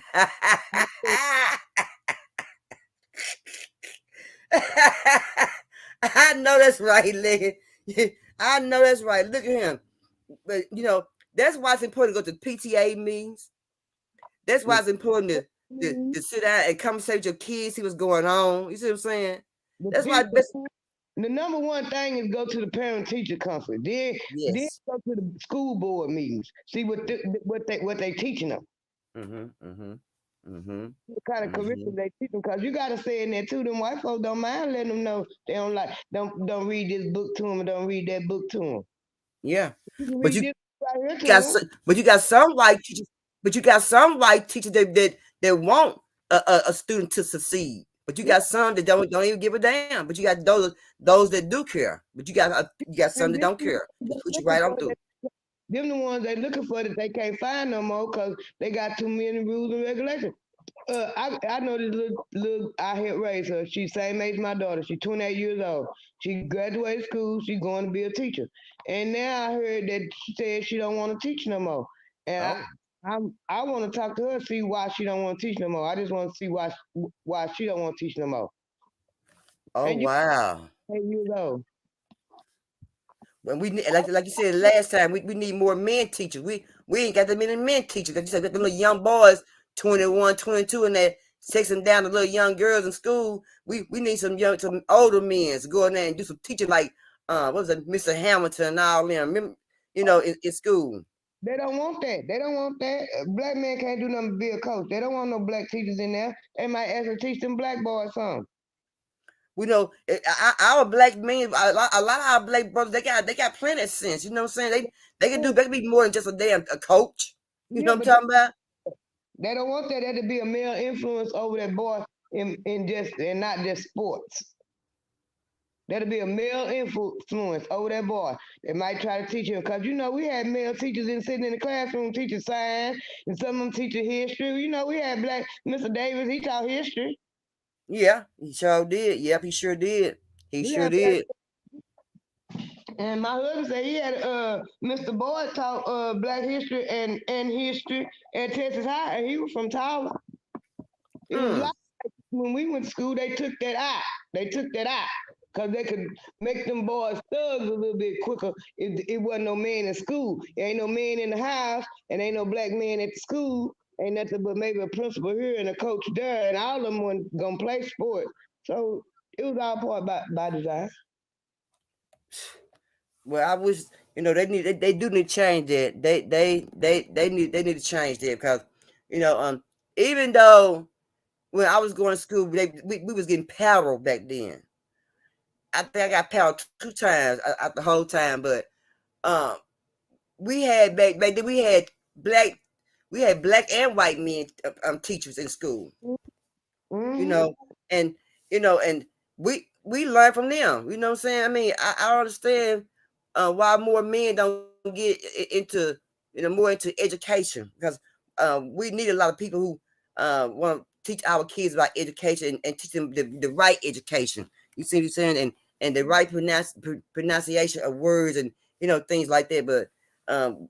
But people they're not going to school to do no teaching. They don't want to be bothered with the kids and doing all of that. The parents can control the kids at their house, so what make you think the teacher can control your kids in the classroom? And it is solutions out there to thinking outside the box. It's solutions out there. I know they need to get to it. They need to get to it then, sister. Yeah, I know one in particular. I know for sure. I met the guy. I met him in Houston. He got a black school in New York. He's from New York. He got a black school in New York. It's called Ziax Institution. And you can also attend his school online. And they building other schools. I know they finna open one up in Atlanta, Georgia. They're trying to put one in overseas in Africa somewhere. Oh. And I met him personally. I'm not telling you about somebody that told me about something. I met him face to face. Yeah.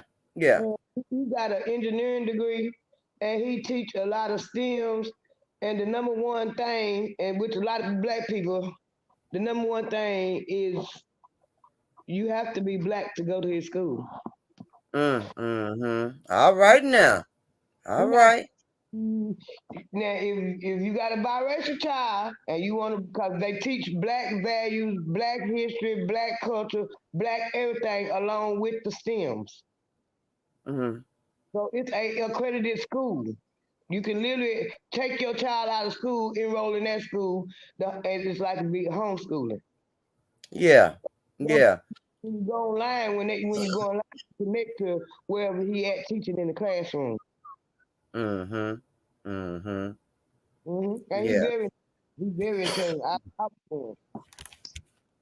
But when you teach kids and when you do schooling at home, homeschooling, you know, you gotta be a parent who into helping your kids succeed in their grades or in their work. You see what I'm saying? You can't have your kids be homeschooling, then you over there kicking and you going. You know, you gotta be there, be attentive to that kid while they're at home school. When they at home school, shit, you at work. And then you watching them, make sure they take care of their business. Yeah. With all this technology, it's a way to be. It's a way to do it. It's a way to be done. It just getting up, going to school every morning, catching school bus, dropping your kids out of school. That ain't the only way now. And they showed you that doing the C-19. They sure did. And they had it together. They might have a few bugs when it first started, but they worked it out, baby. They had it together. Didn't they get it together, girl? I didn't. You know what? I didn't think it was gonna work.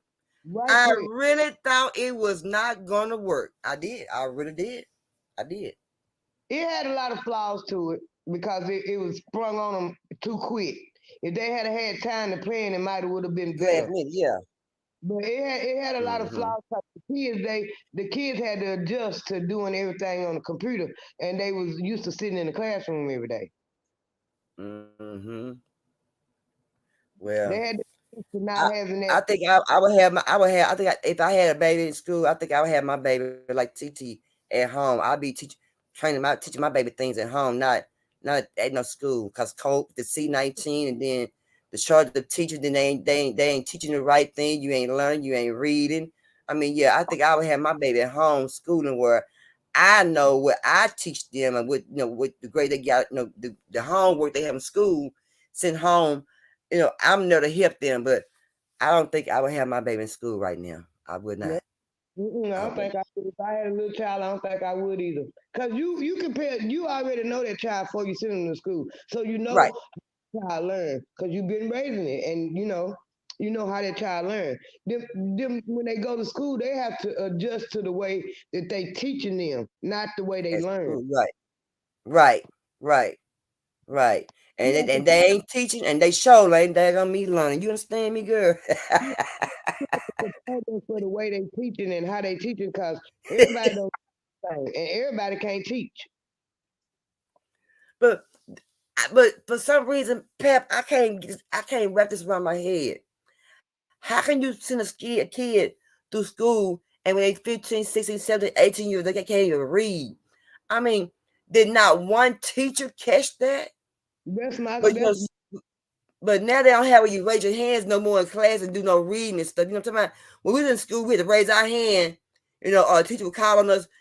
Read the first paragraph, and you read the next paragraph. And you read the next paragraph. They don't do that no more in school. Mm-mm. Mm-mm. And They even don't. if my thing is, even if they Look, use looking outside. even if they're using computers and all this technology, you still got to read the computer. So have them read the computer out loud, or have them you go over there ask them a question, have them read it to you, or something like that. It's still ways to put the old things back along with the new technology and stuff to keep them learning. Cause half of them can't read. They so used to emojis and Yeah. 3-letter words and all this kind of stuff. They so used to that they can't read. Yeah. Yeah. Yeah. And see, we just pick books up and read books. These kids don't pick no books up no more. They pick their laptop up, their tablet, the phone. They ain't picking no books up, baby, and do no reading. I remember when I was little, at my mama house, every day I had to read. I had a 15-minute thing where I had to read every day for 15 minutes daily. Daily. I mean, Monday through Friday, and sometimes on Sundays, I had to read a book. I had to read for 15 minutes a day out of my time to read and to write. I sure did. Yes, ma'am. I had to. That one thing that my mom she didn't pressure me on about reading because she knew I was reading. Me and her used to fight over the newspaper. Who's gonna get it first? So she knew I was already reading. I was in the 5th grade reading the newspaper. So she knew I was already reading. She knew I was reading, so she had to, Pepper, let me see if you can read. What she get up out and beat it to the newspaper. What the newspaper at? I know you got it. You got the newspaper already done read, like you drinking your coffee and reading the newspaper, huh, girl? I mean, I was in the 5th grade. And see, like now, I got a lot of books that I know a lot of black authors that I be reading. So I still like to read, especially winter time. I love to be in my bed in winter time reading me a book sometimes because they give me comfort. You know, I got my cover. You know what I'm saying? I can read me a good old book from a good old novel. You know, a good author, and you know. But yeah, read. I like to read, but a lot of kids can't read. A lot of kids can't count no money neither. I won't put that out there. You hear me? A lot of kids cannot count money. Nope. They sure Good can't. night, TT. Yeah, they can't count no money. They can't. A lot of kids can't count money, and I hate that a lot of kids don't know how to count because that's the way they gonna get shortchanged out their money when they don't know how to count money. That's like with my kids and my grandkids. I taught them I learned how to play dominoes so they can learn how to do math. And when That's they a get good way. when they got certain age, like 10, 11, 12 years old, and they know what money is, I would send them in the store to get stuff and make sure they bring my change back and don't bring me what's on the receipt. You tell me what's on the receipt, then you make sure you cut that out of my hand. Right. Because when I was taking my son to the store to learn, you know, to the cash register when he was young, my oldest son, I would have him put the money on the counter, and I told, don't give him all his money at one time. Count his money out to him. Don't just give it to him one time. Count his money out, so he know what you're giving. He know, he can see what you're giving. Yeah. So I won't get short change. He put my money back. I'm short change. I'll come back in that damn store and I'm gonna raise some sand. That's how I tell my. You see how much What you say? What the price is, and you look and see what you got, and then you count the money out to them. Okay, baby.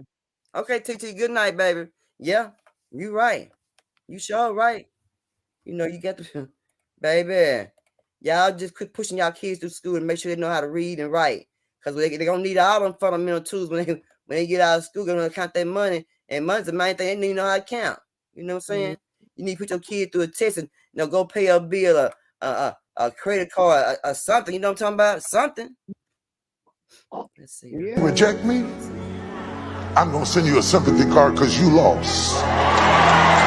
You lost. You gonna search all over the world, you're not gonna find another me. I'm in a class. I'm talking about your mantra, your creed, your dogma, what you live by, what you don't let nobody take from you ever. You'll fight back. You reject me? I'm gonna send you a sympathy card because you lost. You lost. You gonna search all over the world, you're not gonna find another me. I'm in a class. I'm talking about your mantra, your creed, your dogma, what you live by, what you don't let nobody take from you ever. You'll fight back. You reject me?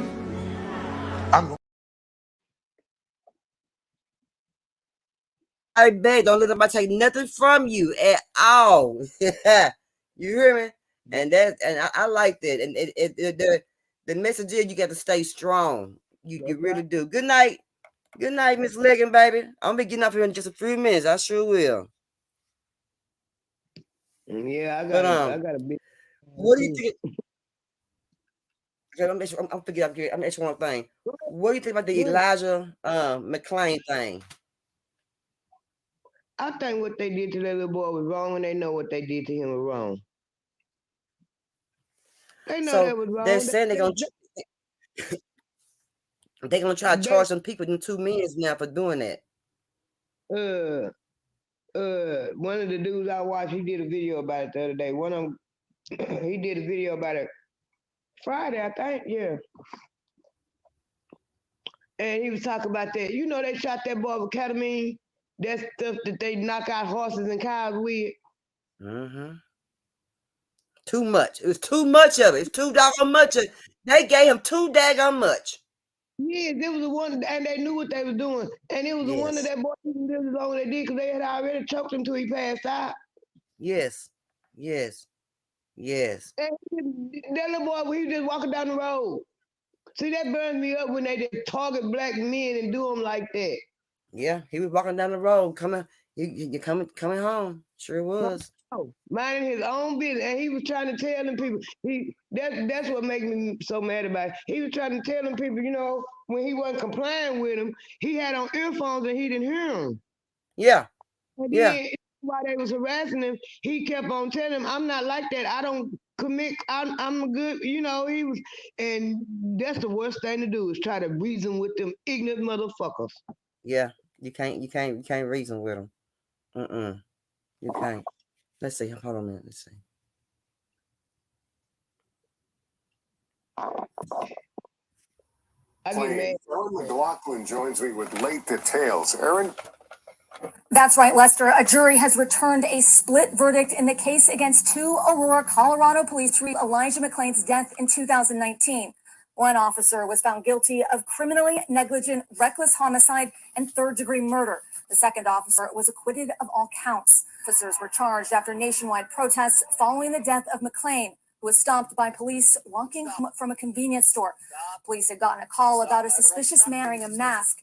He died after police tackled him, and EMS sedated him with ketamine.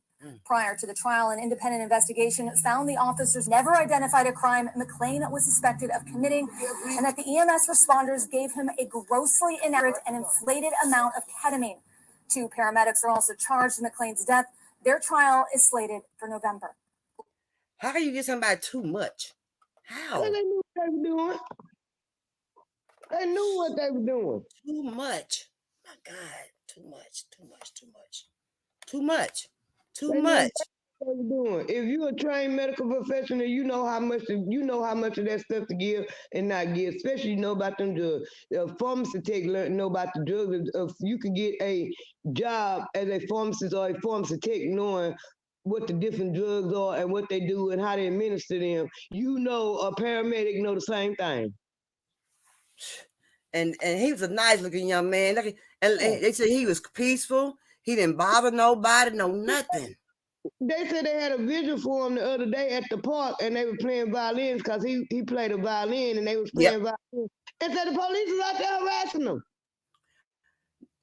I didn't see that part, really. That was on the video. I missed that. That part.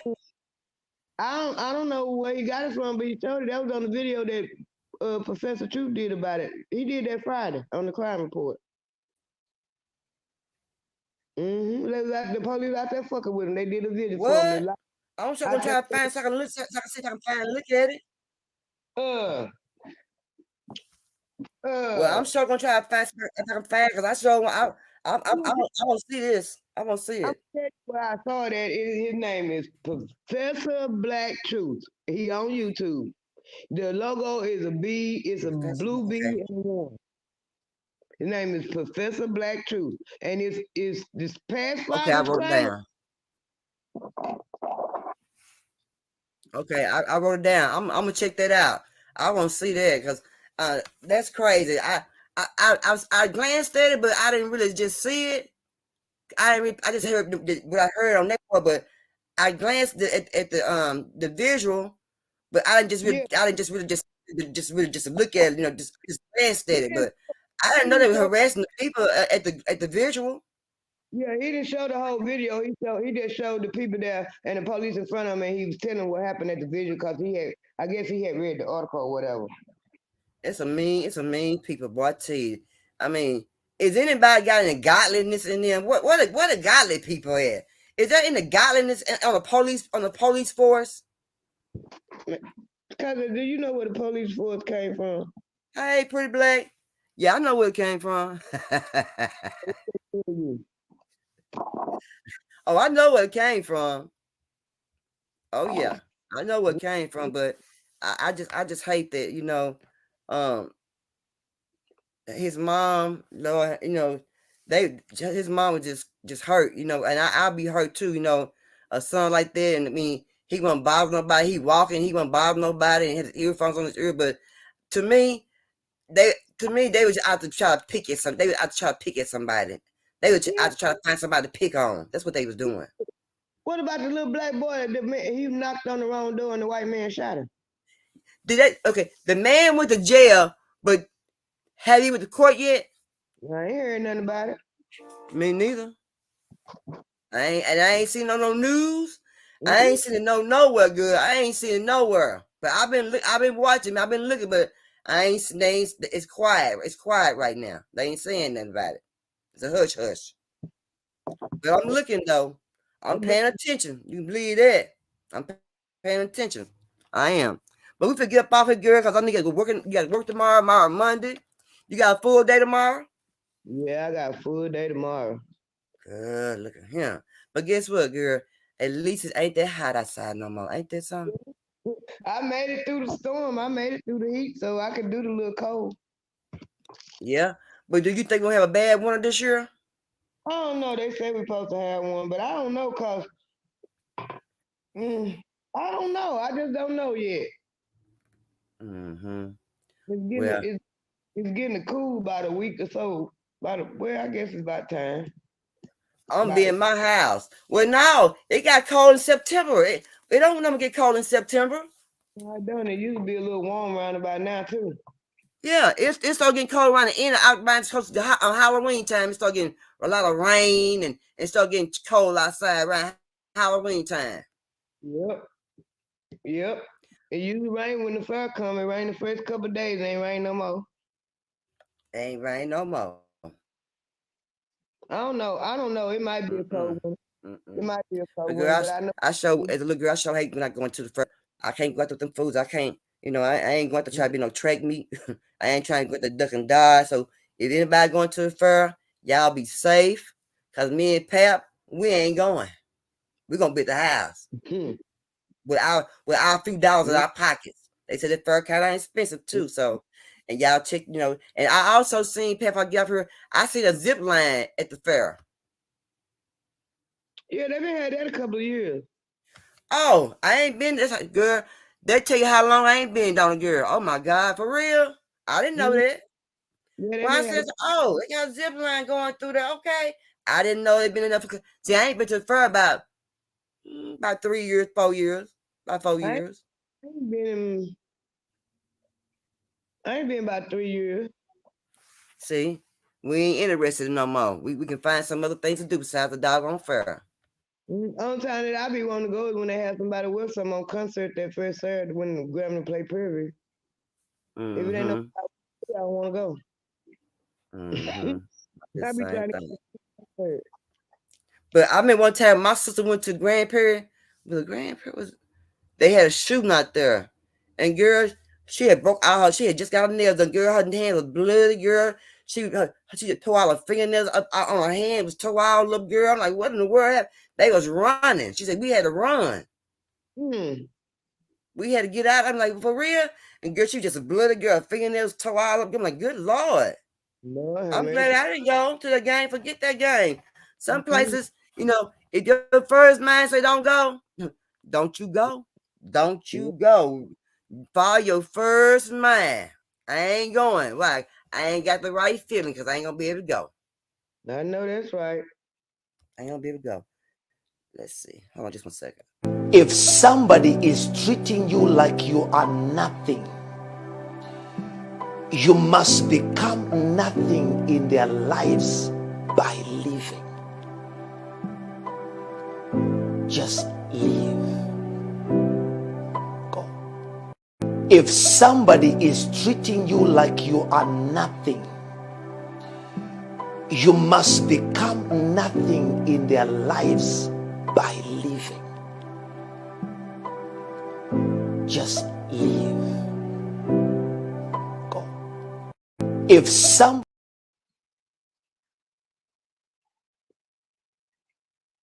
My bad, just go. But anyway, y'all, me and Pepper get up off her. She had to go work tomorrow because she's a working mom. She's a working woman. She's a working wife. She's a working queen, and she's a working sister. But hey, being on Entertainment TV, we'll be doing Thanksgiving dinner. I'm taking donations right now, and somewhere down the line in November, if you want to send some stuff to Walmart, I'll be more than happy to go pick it up. And we're gonna do that. And shoot, that's just basically it. But y'all stay safe. Be safe at the fair. Don't wear no heels. Don't take your little kids. Gonna go out there think you cute. Ain't paying no attention. Stay on your lookout and keep your ears open. You understand me? Because if you don't, you just never know. You might be the one of the ones that I might be seeing next week that was running from the fair once again in Texas. And on that note, y'all, hey, y'all know what it is. I'm so glad you came, Kassandra, girl. I'm so glad you're still hanging in there, girl. Look here. I'm so glad, girl. Well, thank you very much. When I come back again, I'm going to be talking about Halloween. I ain't going to be putting no candy out. I'm going to be at my house watching scary movies, and I'm going to be eating all the candy at my house. I'm going to buy me some popcorn balls. I want me some popcorn balls. I ain't had popcorn, but I want to make me some. I want to hand make them. So I have to read up on how I make some popcorn balls. But I want some popcorn balls, some homemade popcorn balls. Cairo syrup, some butter. Oh, you know how I do it, girl? I know it's Cairo syrup and butter. Yeah, I remember Cairo syrup. Can't miss that Cairo. I might have to call my ex-husband and see if I can get the recipe from him. Yeah, make me some. Yeah, so I'm gonna be the big kid in my house watching Halloween, scary movies. I'm eating all the candy up. I'm eating all the snacks. I'm eating everything. Myself, and I'll be eating up everything in my house for Halloween. Like I'm a big old kid. Sure is. Anything you want to say, Pat, baby, before we get up off here, sweetie? I enjoy myself. I appreciate you welcoming me into your house. I'll be back again. I will. I know you sure better. You better come on back. Come on back. Come on back. Come on back. Come out, and I'm gonna keep on being papoose. Okay, and y'all check out Just Me for TT. Check out TT and Baby Girl Chronicles. Check out Not On My Watch. Check out Watch Tribe. And I don't know what her last name was, but I know her first name was Not On My Watch. Her name was Sincere. Y'all check her out, and y'all check out Put Them On Blast, and y'all make sure that y'all stay safe out there. Once again, don't take no wooden nickels. And also, y'all know what we say. And Pap, I thank you again, good, for coming up in here and hanging out for a while. You sure welcome. A real sister is hard to find, but I'm telling you, look here, I'm so glad. Look here, but I love you, sister girl, but I thank you again. But hey, how the hell you gonna love somebody if you don't love yourself? Peace. Moving slowly through the yard, through my mind, I feel you watching through the window as I pass by. I know life can feel like it's a rewind.